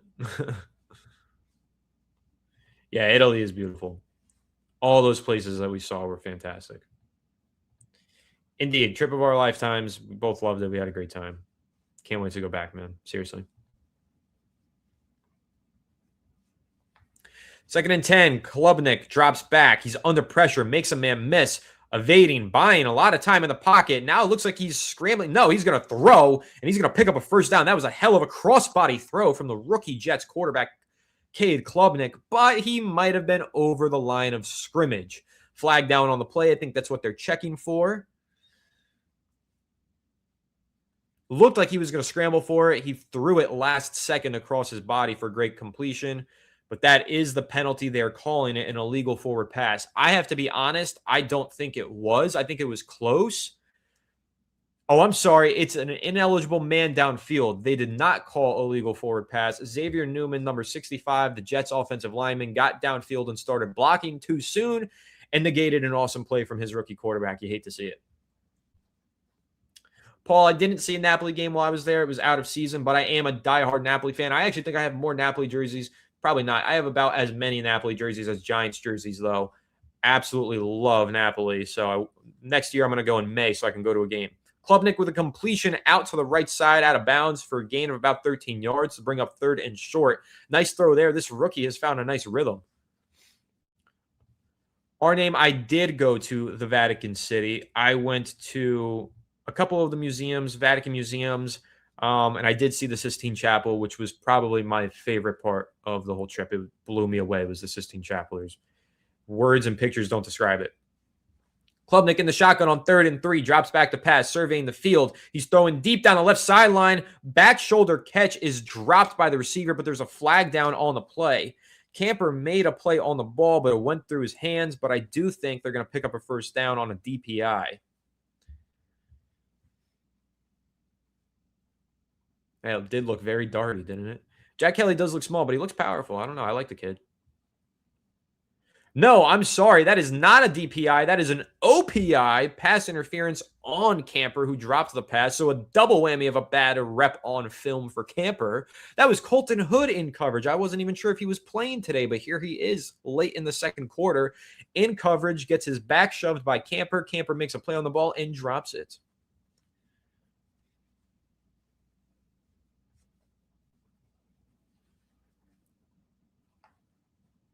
That's awesome, Leo. I do want to check out Sicily one day. I really do. 3rd down and 13 now for the New York Jets after the penalty from the Giants' 43-yard line. Klubnik is going to be sacked almost immediately. Took the snap, bobbled it, and then immediately sacked by Fowler. No, Ford. I'm sorry. Trace Ford, rookie out of Oklahoma. Number 48 on the quick pressure off the right side.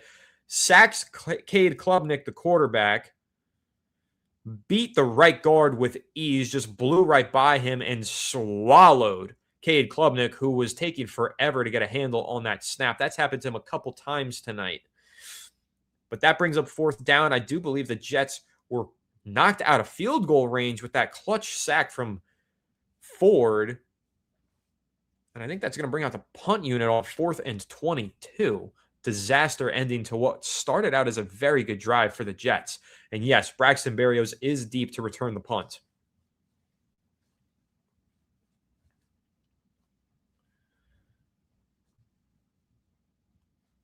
My family comes from the Campania region as well. I still actually have cousins in Napoli. I just have never met them. 43 seconds on the clock. Giants use the timeout to kill it. 4th and 22. Jets punt team is out. Barrios deep to return. Giants hoping to get an extra drive in here before the halftime interval. Barrios is going to call a fair catch from the 9-yard line. Yeah, I don't know why he called a fair catch. The broadcast just said he actually had some room in front of him. He did. I don't know why he called a fair catch. Not a good night for Barrios, in my opinion, but whatever.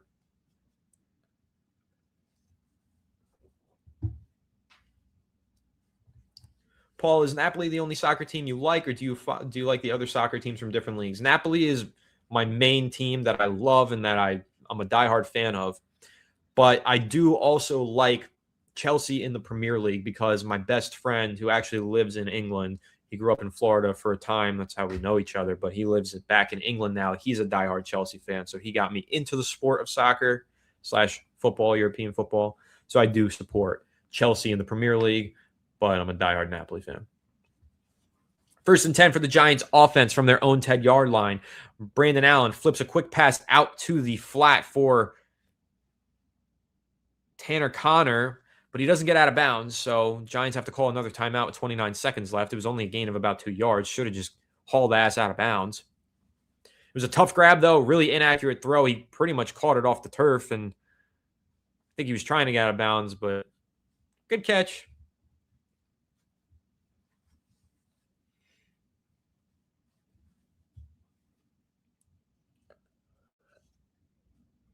I think we need to see Jake Haener at this point.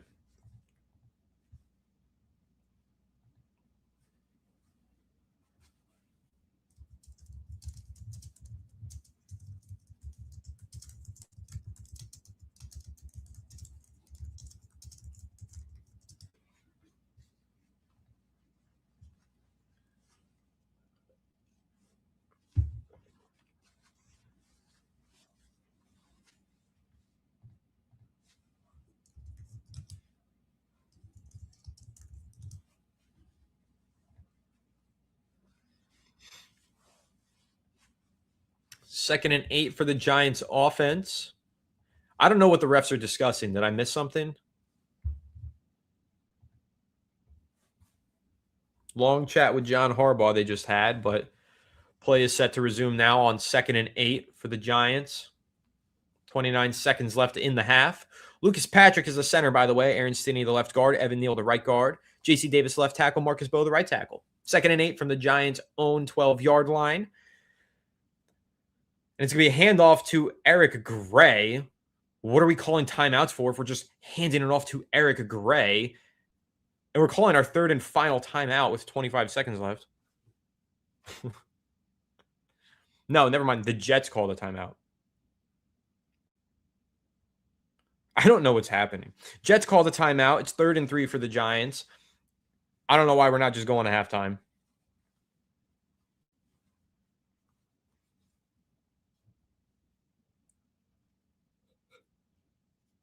Even Dart is saying, let's get it going on the sideline.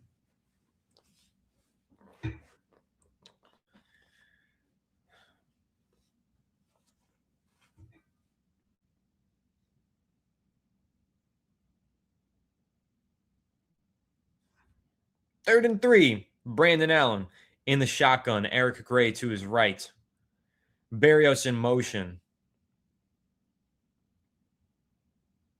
Back in motion. Handoff is to Eric Gray. I don't know why we're wasting time like this.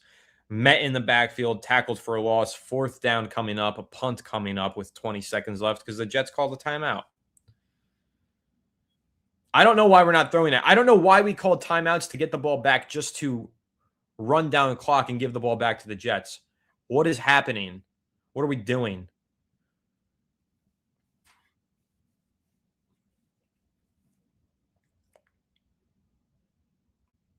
Evan Neal got stonewalled by the guy who was trying to block. Seen that before.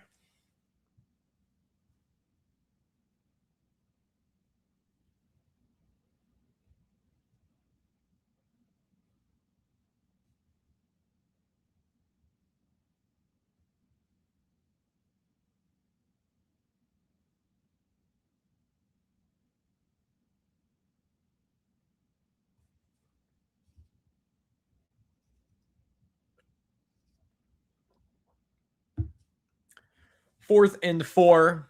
Jordan Stout punts it. Booming punt from about the 1-yard line down to about the 26-yard line, but it was fielded and returned quite well. Jets are going to have the ball around their own 40, but there's a flag on the play, so they're going to back it up. This was all just a waste of time.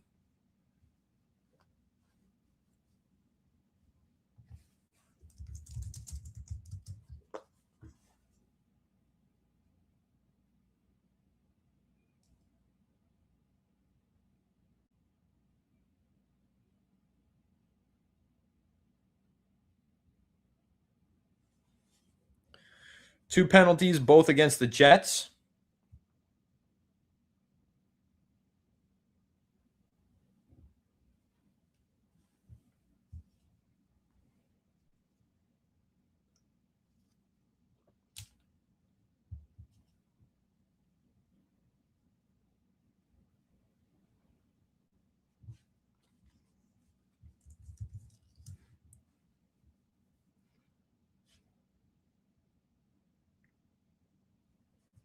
First and 10 for the Jets offense. Darius Slayton has done nothing tonight, Jay Snow. Nothing. That dude's got to be WR5 now. I think Odell is over him.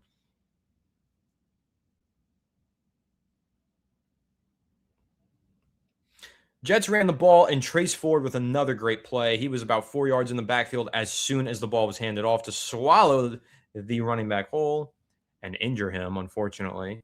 But that'll bring up halftime.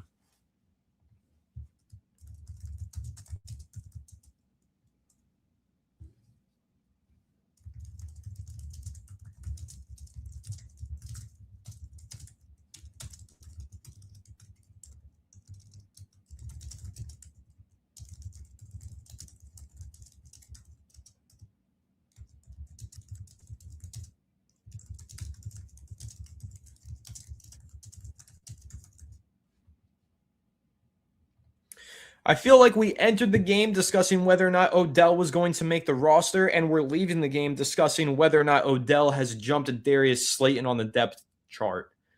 To be completely honest with you, I mean, this guy is a ghost, Darius Slayton. He doesn't have a single target. All right, maybe he had a couple last week. He played okay. Odell has consistently performed better than him this preseason. I don't think you can convince me otherwise that Odell hasn't been the better player between the two. In very similar reps. I don't know. That's my take.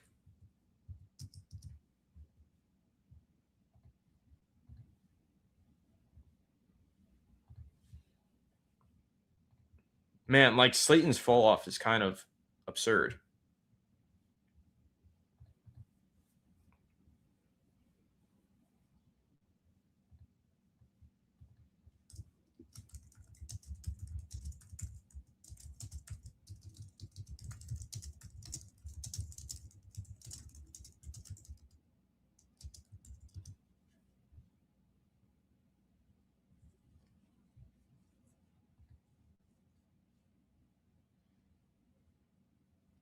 Yeah, I mean, I think Slayton's like, is Slayton on the roster bubble now? He's a ghost.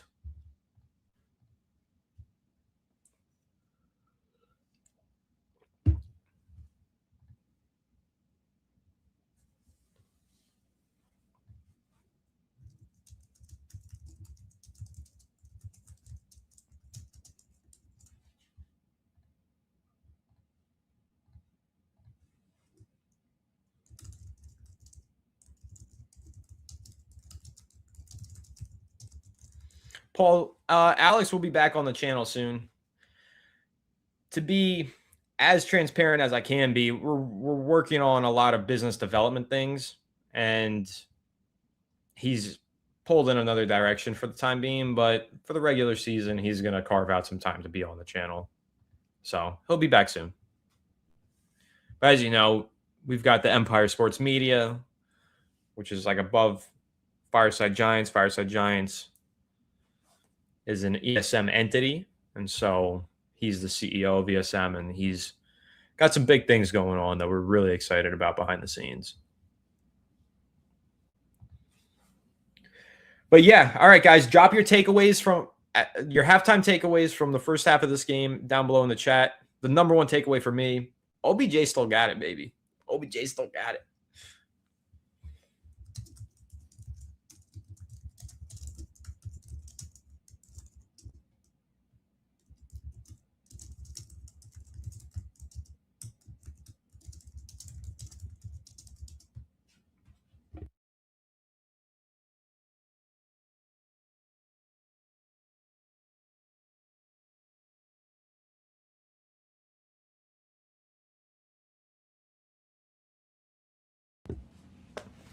I miss Alex being on the show too, Mr. Burton, for sure. But yeah, I'm always holding it down. I'm like too in love with doing Fireside Giants. Sean, I'm sorry I keep delaying this Discord server. I would love to do it. I really would. But again, we were going to do it, and then we got pulled in a different direction. That's what Alex is working on, pull us out of that direction. But it will happen eventually. It will, I promise. And you will have a role in the Discord server without a shadow of a doubt. You will definitely be involved in that. Alex and Anthony arguments are the best. I agree. But I will say, Anthony and Chris the Entertainer arguments are pretty good too. Anybody tune into last night's edition of Giants Collective? We got in a good shouting match. I don't know if you guys saw that. We got into a good little argument last night. It was pretty fun. All good fun, though. Chris and I have known each other for years. Chris and I have hung out together in person. I saw people comment on that episode. Has anybody seen this beef brewing for a while? I'm like, you guys are out of your minds. There is no beef between me and the Entertainer. No, yeah, I know you're curious, Sean. And I want to get it going. I do. I really do. And we're going to try my best soon.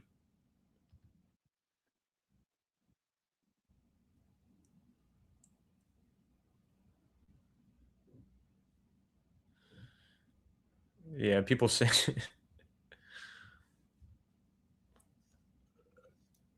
I'm checking the comments of that Giants Collective episode. Nobody seems to agree with me, but that's okay.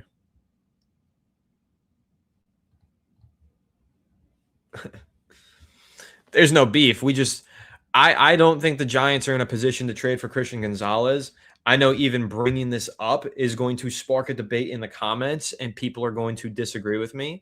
I have a hot take and unpopular opinion about it. I don't think the Giants should trade a future first-round pick and hordes of capital for Christian Gonzalez if he becomes available in a trade, which he isn't right now. I just don't think they're the team that's in a position to do it. Look at how bad our run defense is. Our quarterback hasn't played football in a month. We don't know what he's going to be this year. I just want to see the Giants win some games first before we start as fans calling for them to sacrifice our future for win-now players. And I get it. Draft picks are unproven. Gonzalez is the best cornerback in football. I love Christian Gonzalez, but I think next year is our all-in year. I just don't think right now is our time to trade all of these picks for players. What if the Giants win 3 games this year and Jackson Dart looks terrible? Again, I think everybody watching this channel knows I'm the biggest Jackson Dart believer. I have frequently said that I think he's got Patrick Mahomes potential. Like, I might be the biggest. I was a big Jackson Dart fan before the Giants drafted him. If you guys have been with the channel that long, you know how big of a fan I was. I love Jackson Dart, but he's only won 4 games, and he missed a couple games last year with injuries. We haven't seen him really become a winner yet, you know?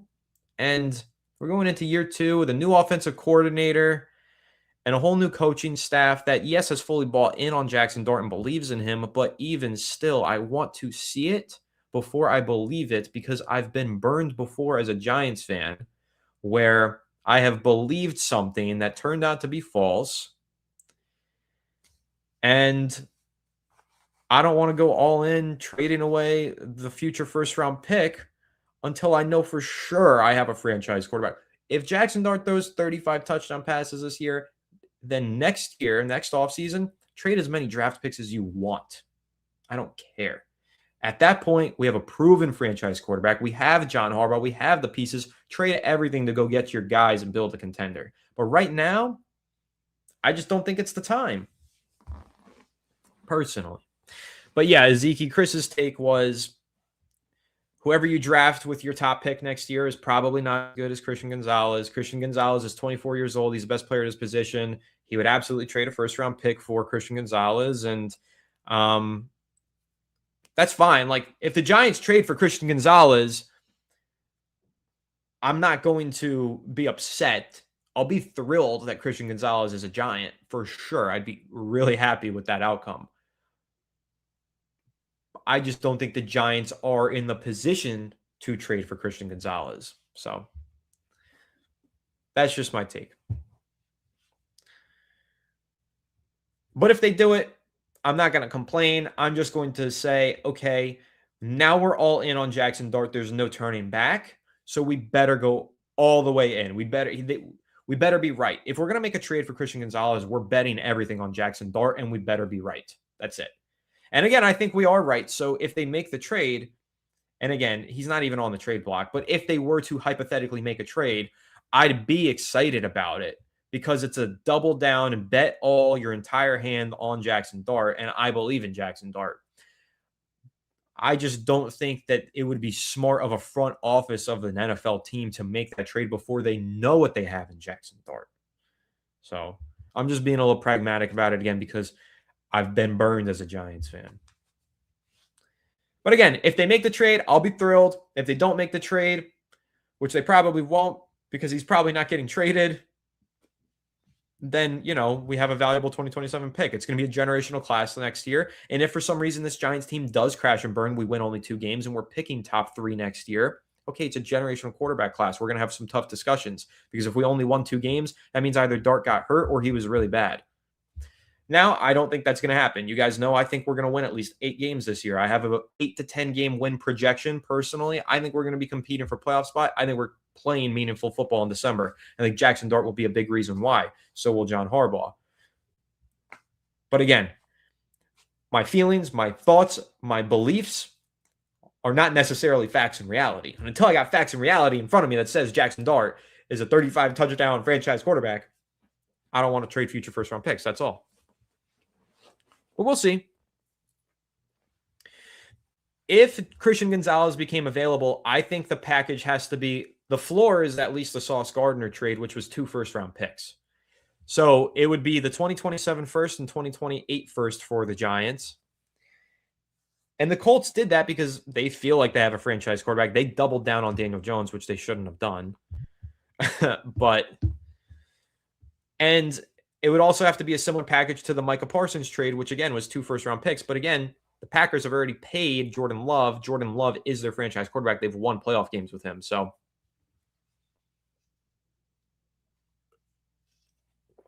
Pino, I agree. I'm a big believer in Colton Hood.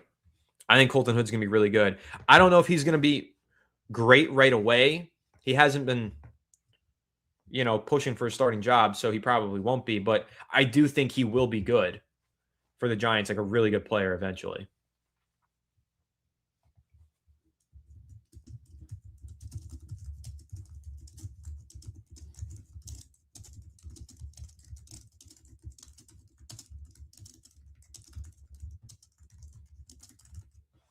See, I just tweeted a few minutes ago, Berrios hasn't looked good at all tonight. And somebody responded and said, Berrios is a returner. His job isn't going to be receiver. And I had to respond to that and say, Berrios called a fair catch with 15 yards of space in front of him. He hasn't been a good returner tonight either. You guys agree? I think that's fair. Joanne, I am glad my logic sits well with you, and I'm glad you agree with me. But people on the Giants Collective channel, they don't agree with me. Chris especially did not agree with me.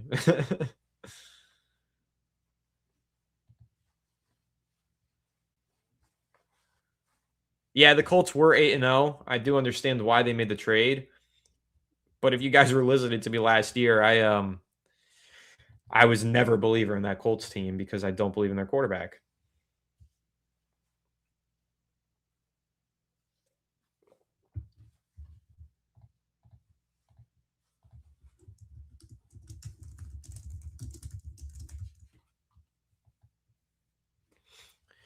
Yeah, see, D-Roz Andrew, I agree. I think Deontay Banks should be returning kicks.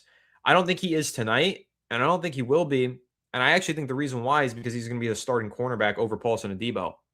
I think the Giants' biggest tell right now as to what their cornerback depth chart is that Deontay Banks isn't returning kicks. They must view him as one of their two starting corners.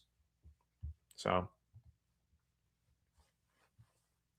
yeah, Sean, definitely go back and watch it. It was great content. We were yelling at each other. We actually were.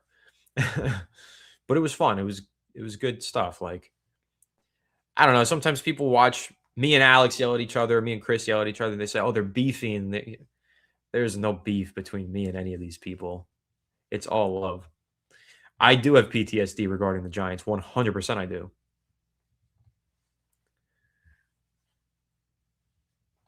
See, Travis, this is where I disagree. Okay, yes, Jones in a vacuum had a good year, but I thought he was tapering off before he got hurt.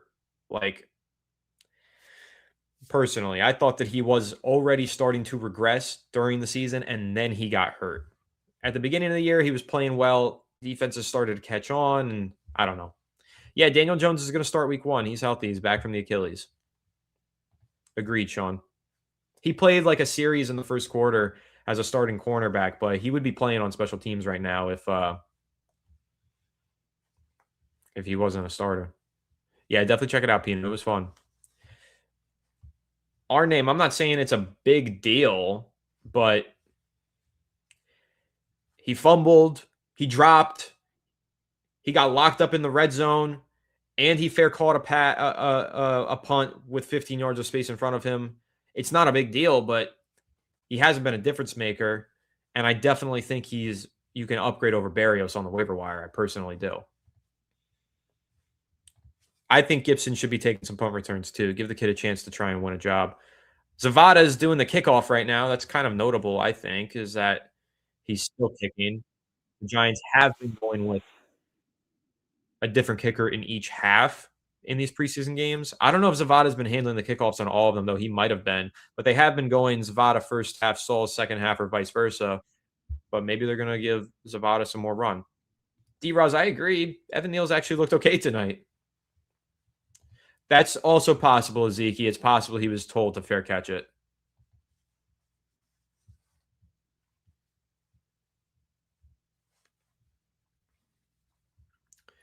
Yeah, sorry, but there's a big difference between the Patriots trading for Revis as opposed to the Giants trading for Gonzalez. Patriots were already elite. Huge play there on 1st and 10 from Trace Ford, and he gives a little, what else do I got to do to make this roster? That's his little celebration. What else do I have to do to make this roster? That was a great play by Trace Ford, crashing off the edge and making the tackle for loss there. Excellent play, looked really good. And he's had a hell of a night, this Trace Ford.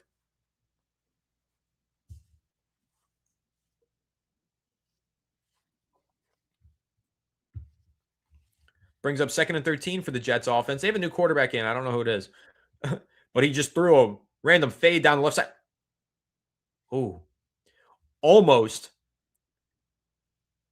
an insane catch by Camper with one hand, but he couldn't hold on to it through the ground.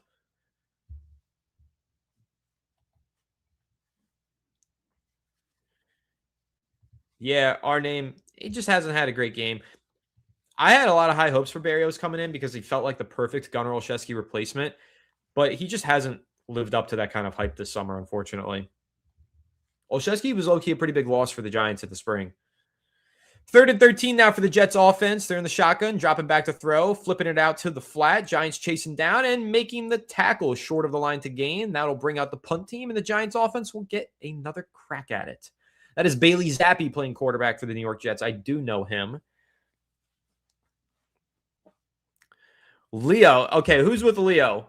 I don't know. I'm not with Leo, unfortunately. Saying MetLife Stadium's underrated. Unfortunately, I disagree. I wish I could agree, but I don't. Not a fan.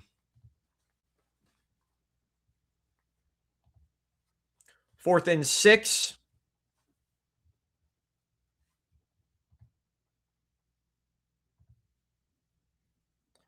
Gibson's going to fair catch it at around the 14-yard line.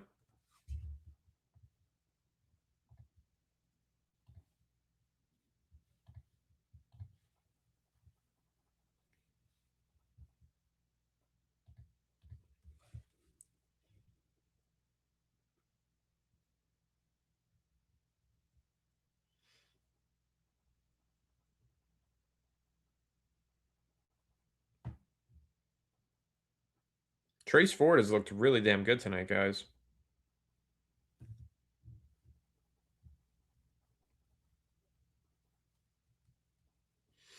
Yeah, D-Roz, Brandon Allen is not fun to watch. I don't enjoy watching him play football.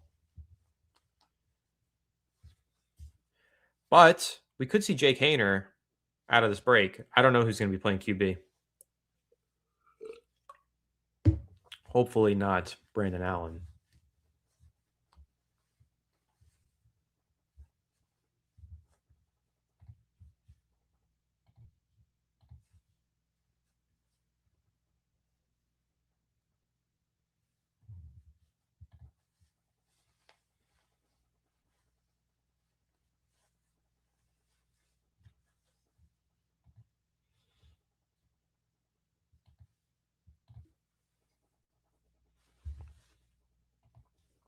I'll say a few takeaways for me. Hard name. Cheers, bro. I'll say a few takeaways for me. Run defense is still an issue for this team. The Giants' special teams has been massively upgraded with Jordan Stout and Dominic Zavada. That's a positive. Negative being the run defense. Any other negatives? I'll say the offensive lines actually look pretty good tonight. I'll say that's a positive. Negative is that the Giants do not have a QB 3 or 4 on this roster. Not that they need one, but Jameis also didn't play great tonight. He was very inconsistent tonight. Made a couple good throws, but he missed some easy ones. He missed a touchdown to Odell, and that's another positive. Odell looked really good tonight. Negative is that Darius Slayton is an absolute ghost. We entered the summer talking about him as WR2 on this team. I think he's WR5 now. Yeah, D-Roz, I'm concerned about Darius Alexander. I've been concerned about him on the channel for a while, and no, we can't cut him, Jay Snow, but you guys are right. Alexander hasn't looked good. All right, so it is Brandon Allen back at QB. He's under center. He's going to hand to Eric Gray, who's going to pick up about 7 yards. JC Davis looks like he's playing the whole game again. He's still there at left tackle.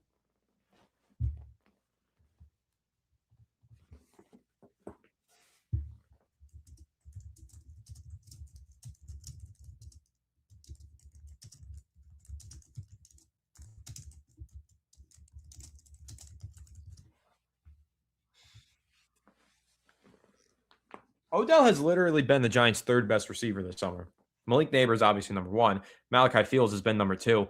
I think Odell Beckham Jr. has played better than Darnell Mooney, better than Darius Slayton, better than Juju, better than Berrios, better than Cambry, better than all of them.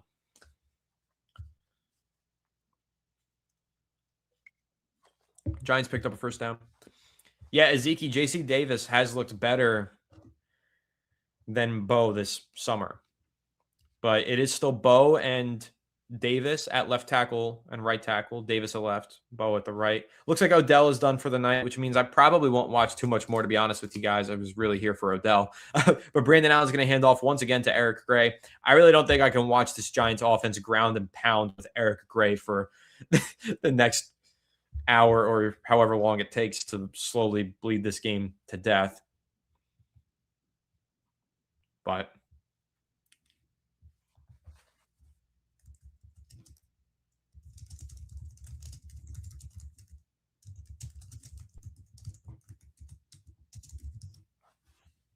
it's very notable that Darnell Mooney didn't play tonight, though. He's clearly viewed as a starter for this team.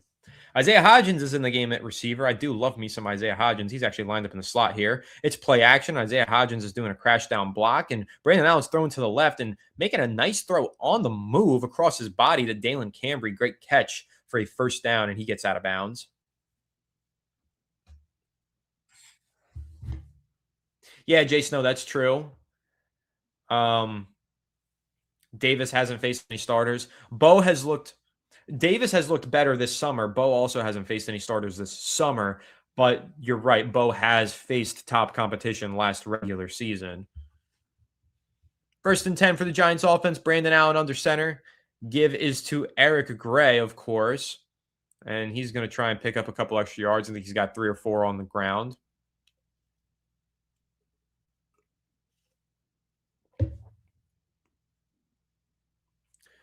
I'm listening to a Darren Moogie interview right now, which is literally like nails on a chalkboard.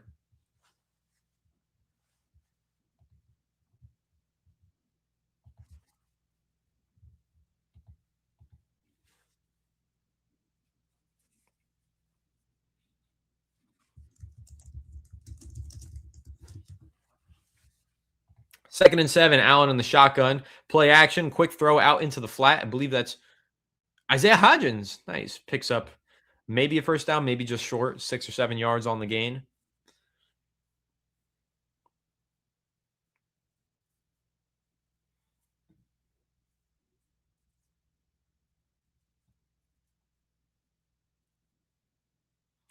D-Roz, I actually don't have a ton of questions about the skill positions for the Giants. I think they have a WR1. I think they have a starting RB1 in Scat. I think they have a WR2, hopefully, in Fields, but really their WR2 is Isaiah Likely, and I think we can feel pretty good about that. So I actually like their playmakers, the skill positions, on offense at least. Cornerback is obviously a glaring issue if you're talking about skill positions on defense. Safety, the whole secondary is a question mark. So yeah, I don't disagree with you. I don't know what we have, to be honest. Well, find out soon. We will find out soon. First and 10, Allen under center from the 50-yard line. It's going to be a bootleg out to the right off the play action. He's looking, he's throwing into traffic, and it's incomplete, intended for Isaiah Hodgins. Jets linebacker number 53, Wilson, with the pass breakup.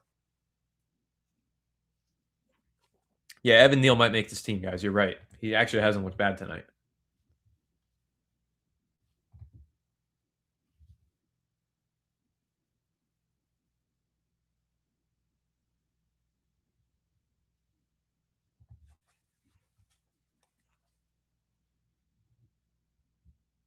Second and 10 for the G-Men.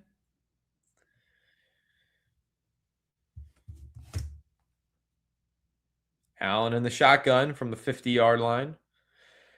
Empty backfield, drops back to throw. In the pocket, it's going to throw. It's low, but it's caught by Isaiah Hodgins. Looks like he's got just enough for first down. Yes, he does.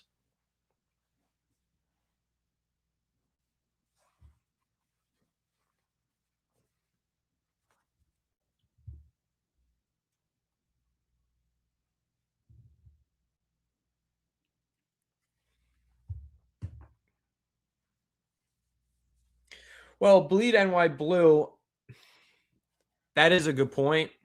We haven't seen Reeder or Harris play. But even still, what we've seen just hasn't been good from the run defense. But they will make a big difference. Evan Neal with a great block there. Evan Neal's having a game. Evan Neal from the outside, rolling over to the left as a pulling guard, and he walled off a defender. That was a good block to spring a couple of yards on the ground there. Nice play by Evan Neal.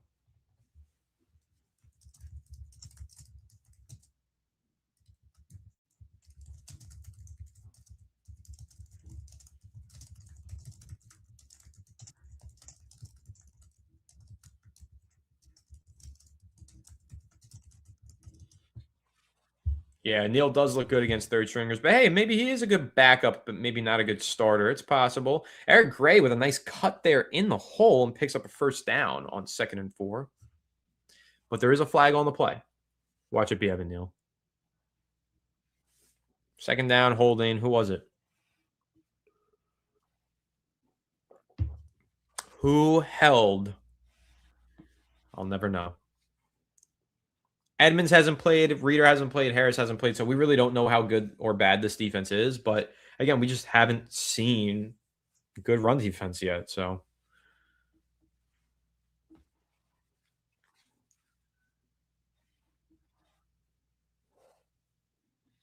Second and 14 now for the Giants offense from the Jets 44-yard line. Line to gain is the 30. Brandon Allen drops back to pass out of the shotgun. He's got a great pocket. He steps up onto a throw, and that is a great catch from Isaiah Hodgins. No, it's ruled incomplete. He had somebody all over him. It was a diving low throw, and no, he did not corral that one. He tried to play it off. He almost got me, but the instant replay never lies. That was incomplete.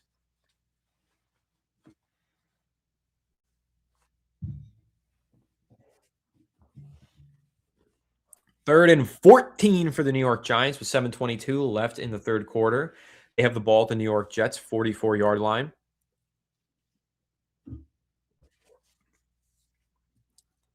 Play clock winding down. Got to get the snap off. Allen does from the shotgun. He's going to make a quick throw out to the right. That is caught, but short of the line to gain.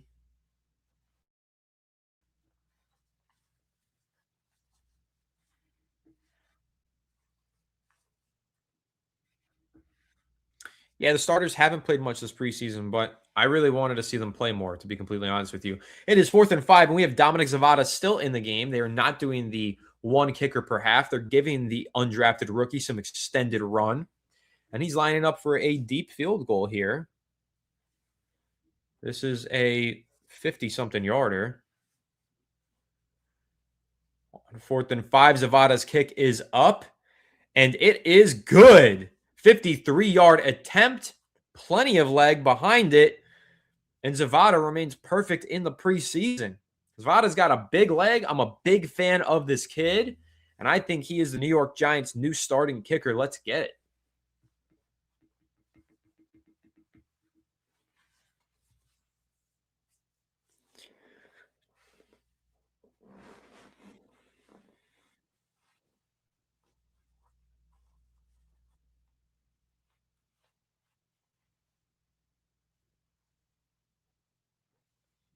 Big fan of Dominic Zavada. That was a nice kick from 53 yards out.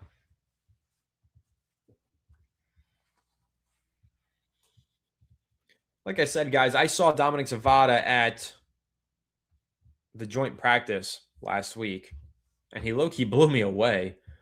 He didn't miss a single kick, and every kick that he attempted had at least 10 yards of extra distance behind it. The one he just made, it didn't hit the net from 53 yards out, but it definitely would have been good from, I'd say, 58. Certainly had an extra 10 yard or extra 5 yards behind it. Yeah, if draws, I got to see it in the regular season from Zavada. It's a different beast when, you've got the pressure of a game situation, and he's going to have to kick some field goals under pressure. But I will not lie, there is certainly the potential for the Zavada Stout duo to be among the best special teams duos in the league. But we got to see Zavada really prove it.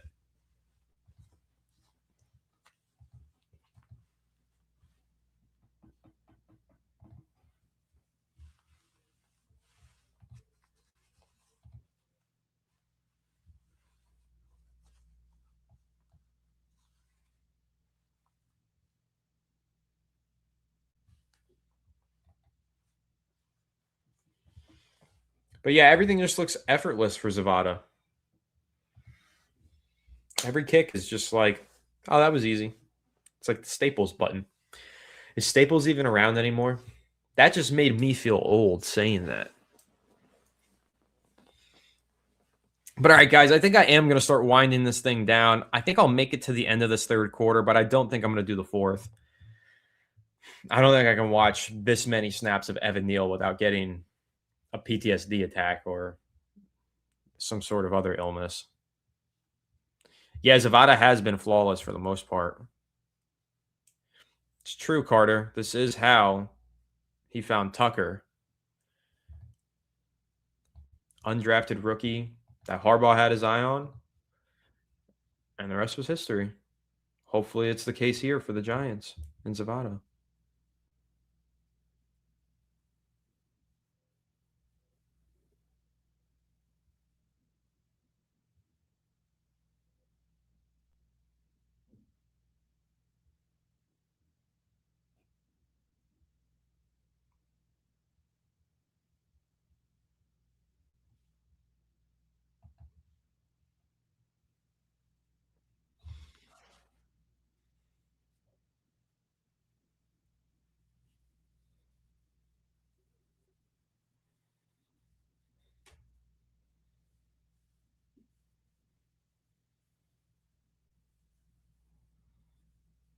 First and 10 for the Jets offense from their own 23-yard line.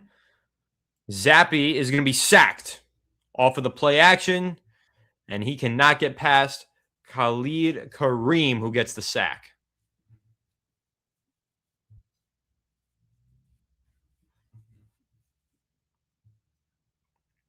All right, I won't comment on getting old. I'm sorry, Sean. I'm sure you look like a real stud, my brother.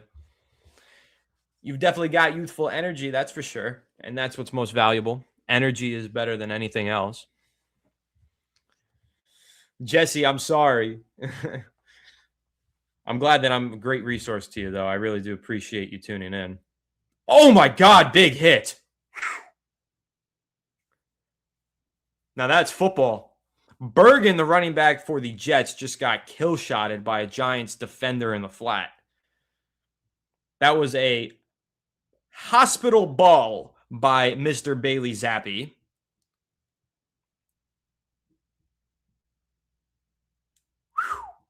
Who was that? Who's 35? Oh my goodness, he got drilled. I got to find out who's. If somebody knows who made that hit, please let me know. I believe it was number 35. Let me see. I got the depth chart. JT Woods, backup safety, that I'll be honest with you guys, I'm not familiar with, but he just killed that running back. JT Woods smashed him. Another play by Trace Ford as he bats down a pass on 3rd and long, and that's going to bring up 4th and 18 for the Jets. And the punt team is coming out. Wow, that was a kill shot.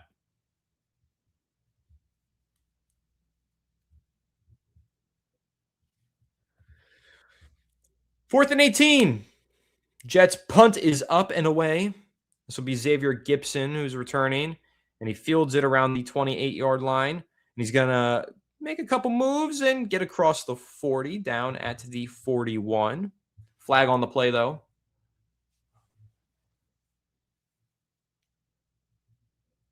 Yeah, Trace Ford might make this team. I agree, guys. He's making a statement. But if I'm not mistaken, didn't he do this in last year's preseason finale and he still didn't make the team?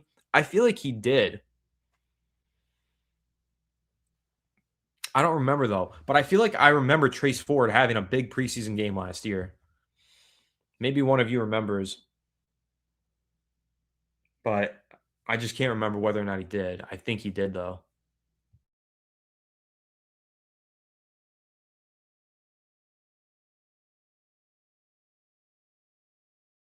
But yeah, he might make the team now. If not, I mean, he's definitely a priority to stash on that practice squad.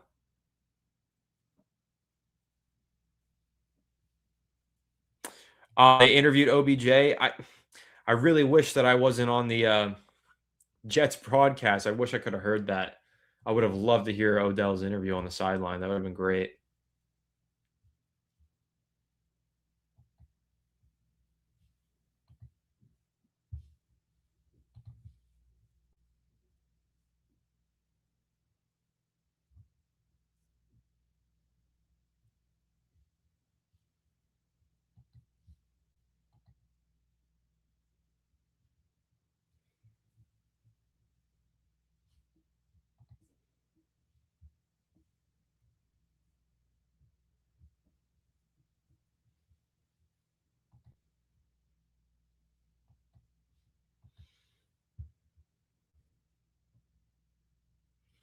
Yeah, I think Gibson's looked better than Berrios too.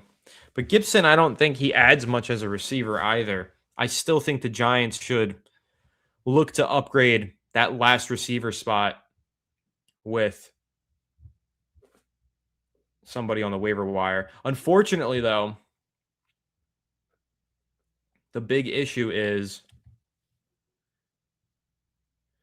the Giants lost their 2 players at that position. I mean, their 2 best returners were Gunnar Olszewski and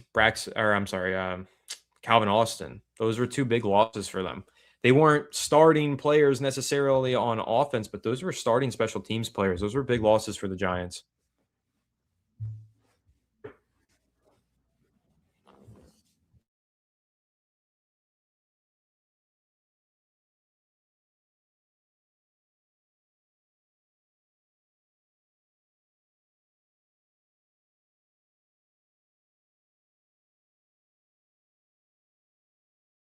New quarterback in for the Giants.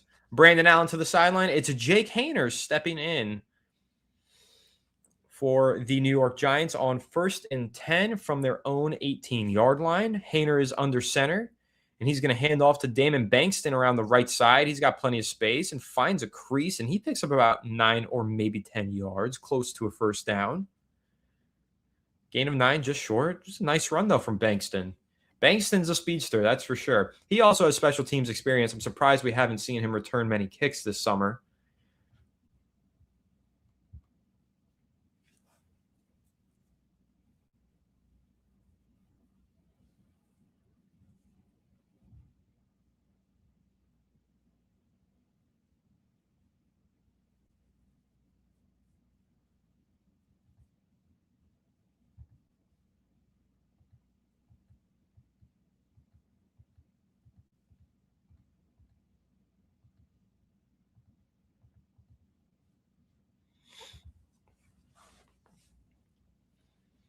.435 left in the third. Giants have the ball at their own 29-yard line.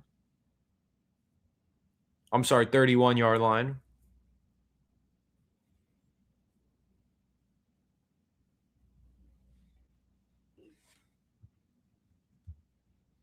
Giants absolutely crushing the time of possession, 25 minutes to 15 minutes. Haener is going to drop back after the play action. He's got a clean pocket. He pumps. He throws. Great catch on the sideline from Dalen Cambry. Gets pushed out of bounds after getting both feet in. That's a nice catch and a big gain. Dalen Cambry making a push for a roster spot potentially, or making an audition for other teams to go scoop him up if he gets cut. Dalen Cambry's had a great summer for the Giants. He's a great special teams player, not as a return specialist, though, but more as a gunner, a guy who led his conference in tackles out of Louisiana. Not Louisiana State, but just Louisiana. 1st and 10 for the Giants from the 49-yard line. Haener under center. He's going to give to Damon Bankston. Jump cut to the right. He's going to fall forward, and he's going to fight for about 5 yards on the play.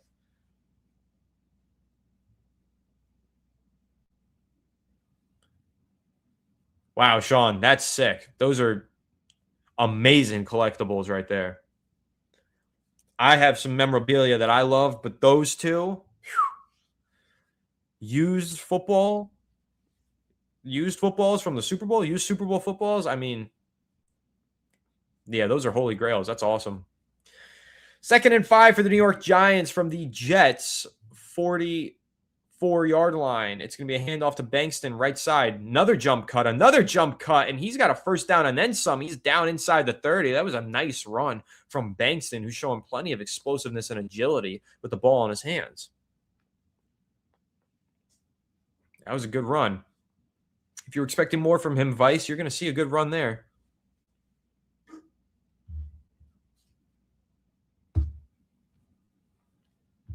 That was a great run from Bankston, who's still in the game here at running back, as Jake Haener is under center. Hand is back to Bankston. He's got another crease, and he bursts through that crease, and he picks up about 6 yards. Flag on the play, though. That was a nice block left side. Aaron Stinney and J.C. Davis. Holding. Offense number 74. That is the rookie out of Illinois, the 6th-round pick, J.C. Davis.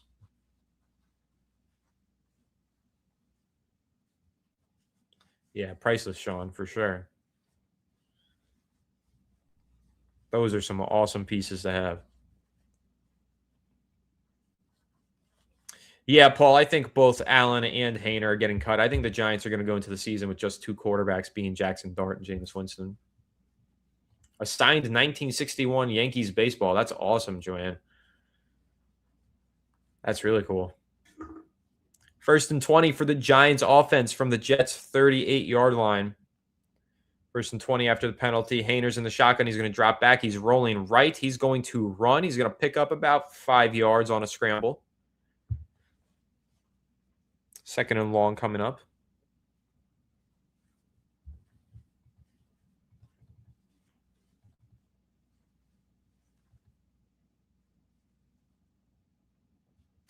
Commentator for the Jets just had some wild comment, I think, about David Bailey. Don't care if he makes tackles in the run game. I just want to see him get after the quarterback and get sacks. I think you should care about the run game. 2nd and 15. Hayner's going to flip it out to the right side. That's a tough catch made by the backup tight end, which is Tanner Connor. But it will still bring up 3rd and long after a gain of about 5. Yeah, Sean is awesome. Paul, Evan Neal has actually looked surprisingly decent. He hasn't looked dominant. He hasn't looked great, but he's looked pretty good.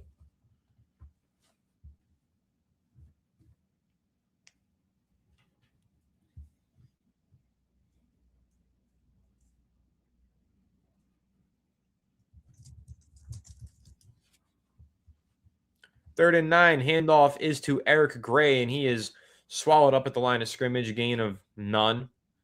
Bring up 4th down with 20 seconds left in the 3rd quarter. I'll stick around to see whatever field goal attempt this is, but then I probably will log off after that. But you guys got me for the end of this drive. End of the 3rd quarter, Giants up 13-6. It's going to be 4th and 9 and a field goal when we come back from the end of quarter break. Your cousin went to college with Marshawn Lynch. I bet your cousin has some really fun stories. I bet Marshawn Lynch was a beast in college. On the field and off the field is what I mean. I bet he was a party animal and a lot of fun. Appreciate you, Sean. Appreciate you, brother. Just looking behind me for the first time in a minute, and my puppy just made such a mess. Little Romeo comes in here for 30 minutes, and you could tell he was here. Vinny, I do believe Odell is making this team. I think Odell has moved up the depth chart with tonight's game. Not only making the team, but moved up the depth chart. We'll see, but he's looked damn good tonight. And honestly, he looked better than a lot of the receivers on this roster all summer.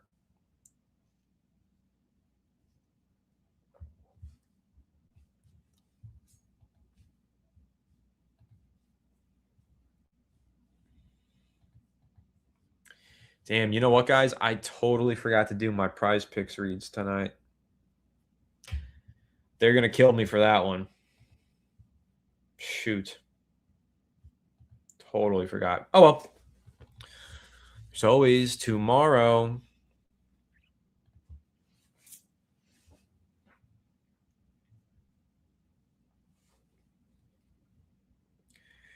We've got Thursday Night Football on Netflix in week 1.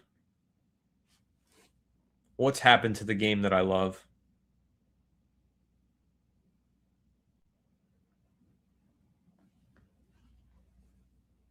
Oh, believe me, he's not allowed in the bathroom, Sean. Romeo's in a biting phase right now. He's young, he's teething, but he's biting everything.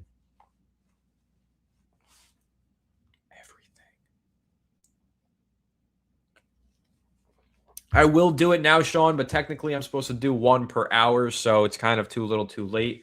But I'll go ahead and run one just so I can say I did. We are in a halftime break or a commercial break anyway.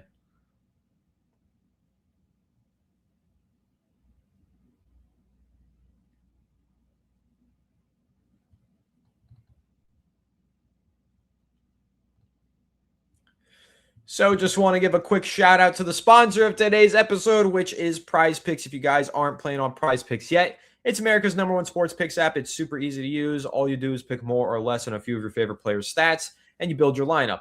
You can build your lineup across different sports, NFL season picks, NFL game picks, NBA picks. You can combo them together and build a lineup with a WNBA pick, an NFL pick, and so on and so forth. It's super easy to use. It's available in most states, including California, Texas, and Florida. And you can follow people on Prize Picks like you would any other social media app. You can follow me at Anthony Rivardo, and you can tail all my picks before I even post them here on the channel. So my week 1 picks, my season-long picks, you can find them on my profile at Anthony Rivardo. You can follow along with me, and you can tail those picks. It's a lot of fun. You can do power plays. You can do flex plays. There's demons and goblins that change your odds on the app as well. It's a very fun app to use. It's super straightforward and easy to use, and it's one that I personally use quite a bit, and I actually have a lot of success, and I do win quite a bit on this one. So definitely check out Prize Picks if you want to play it. The link is down below in the description box. You can use code HMA, and new users who play their first $5 lineup and win that first $5 lineup will get $150 in lineups if they win. So check out Prize Picks, use code HMA in the link down below, and you will get that awesome sign-up bonus. Shout out to Prize Picks. Appreciate you all, and always remember to play responsibly. And big shout out to Sean for pushing me to do that. I appreciate you, brother. While I was doing that, they cut away from the commercial break. They cut to the field goal, and it was good from Dominic Zavada. He is the kicker now. No Ben Sauls tonight, I would assume, if Zavada is kicking all the way into the fourth quarter. But he's perfect. Perfect Dominic Zavada. So, gotta love it. I really do think the Giants found a gem, uncovered a gem with this rookie kicker. Really do. Ralph, you want me to finish up the live stream with Romeo? I can do that. I have to take him out of his cage to walk him as soon as we're done anyway. But, yeah, I do think that I'm going to wrap it up here after the Dominic Zavada field goal that we were all excited to see. And unfortunately, I was doing the ad read during it. I'm sorry about that, guys. But I'm really excited about Zavada. I'll just say that. Let me wrap up with some takeaways, some final takeaways before I do end the live stream. Like I said, my biggest takeaway is Odell Beckham Jr. He did not just earn a roster spot. He earned the right to move up the depth chart, in my opinion. Darius Slayton was an absolute ghost tonight. He's been an absolute ghost for the overwhelming majority of the summer, outside of a few catches last week in Miami. But Odell Beckham Jr. has not only earned a roster spot, he has moved up the depth chart and proven that he can be a valuable contributor to this New York Giants football team. I truly believe that. That's my number one takeaway. Number two, the Giants have some good offensive linemen. Okay, they've got their starters. We all know Andrew Thomas is elite, but a few of the starters played. Francis Mauigoa, the rookie, looked really good, especially on the rushing touchdown for Tyrone Tracy Jr., moving people out of the way, including his brother. Looked damn good. JMS is an area for concern, is center. JMS had a really bad rep in the run, but he also had a pancake as well. But JMS, definitely concerned about him going into week one. Can't lose the way that he did versus a starter in T'Vondre Sweat and feel completely easy going into the regular season. Another positive, though, sticking with the offensive line, J.C. Davis had another great performance. He's played all snaps at left tackle. Bo has played all snaps at right tackle. Bo's had some ups and downs, but really J.C. Davis has looked good. He's also had ups and downs today, but he's just looked really good all summer. Bo has looked pretty good too. So point being, and Aaron Stinney had a couple nice blocks too. Evan Neal's even had some nice blocks. Giants have some good offensive linemen. That was the takeaway. Now, another positive, the Giants have a new kicker. The Giants have Dominic Zavada. He is their kicker. He has looked great all summer long, and today was an emphatic finish for him. He just had another nice kickoff there to kick off the fourth quarter. He's just good, and I'm really excited. Defensively, I'm still concerned about the corners. I'm still concerned about the secondary in general, and I'm definitely still concerned about the run defense, but we have yet to see this defense with all of its starters. So hopefully it's better in run defense once Reeder, Harris, and Edmonds are out there. We haven't seen them yet, but regardless, I'm still concerned about the run defense. The Giants definitely have some depth from a pass rushing standpoint, though. Trace Ford had an excellent performance. In the secondary, though, Deonte Banks is definitely a starter for this team, I think. But we definitely need to see more proven talent from these cornerbacks as well. Double X with a good question. How would I assess the play calling? It's a little bit tough to gauge how well the plays have been called since they're running very vanilla offenses and there's a lot of backups out there. But with that being said, I do like the Giants' run-first mentality on offense. Bobby Jamison Travis with the big sack, the notorious BJT, as Sean likes to call him, Big EB. Great sack there and a pass rush and the belly rub celebration. I like this kid. Happy to see him get his sack. The play calling, I think, is tough to gauge. Defensively, I definitely see the Giants mixing in more disguised coverages, and I definitely see more bluffed blitzes for sure. So I do think this defense from a play calling standpoint is going to look a lot different this year, but it's tough to tell exactly what it's going to look like without all the starters and without seeing the complex system. On offense, though, we can see a clear shift in mentality. This is a run-first offense. They set the ground, or they set the tone on the ground, and it's been effective for them. It's a lot of play action as well, and it's a lot more under center than it was last year. Last year was a lot of shotgun.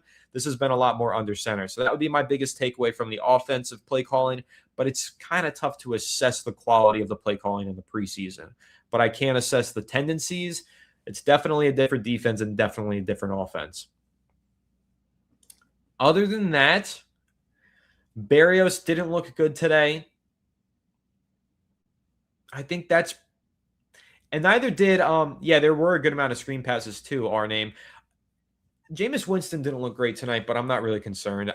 If Jackson Dart is hurt or out of the lineup for at any point this season, it's probably not a good season anyway. So, but yeah, good return there from Gibson. And I think that's pretty much all of my major takeaways from tonight's game.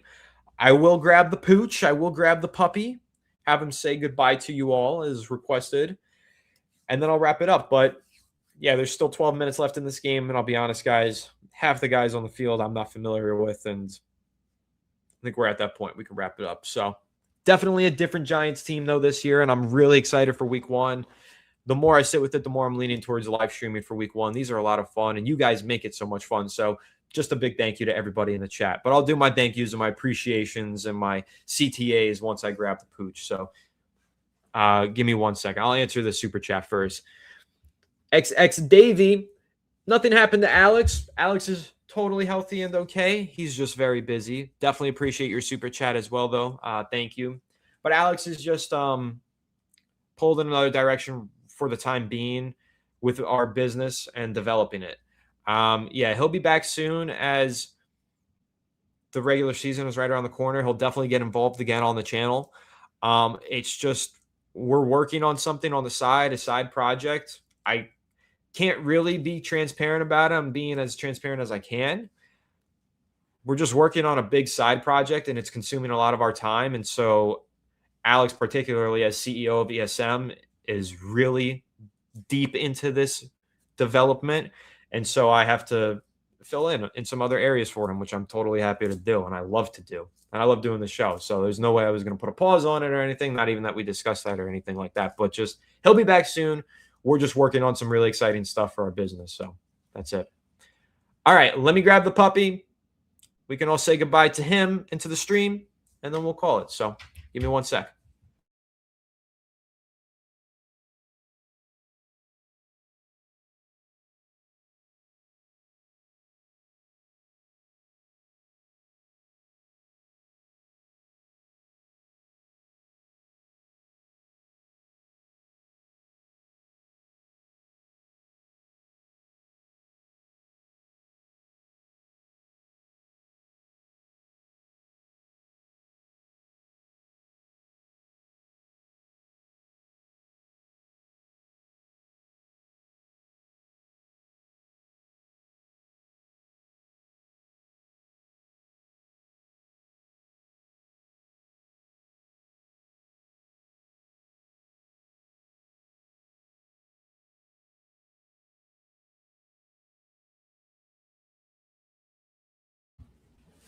All right, so it is time for Romeo and I to say goodnight.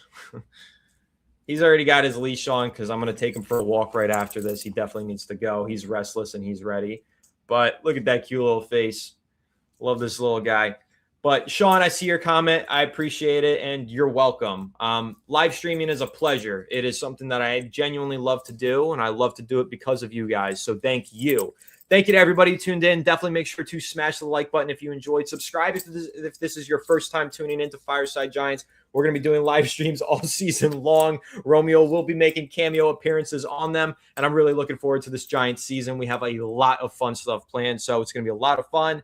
Appreciate everybody tuning in. Leave a like if you enjoyed. Subscribe if you're new. Comment down below if you're watching the replay. Definitely listen to us on Apple and Spotify as well. And make sure to follow us on all our social media channels at Fireside Giants and at Anthony_Rivardo. Appreciate you all. Have a great night from me and Romeo. And let's go New York Giants.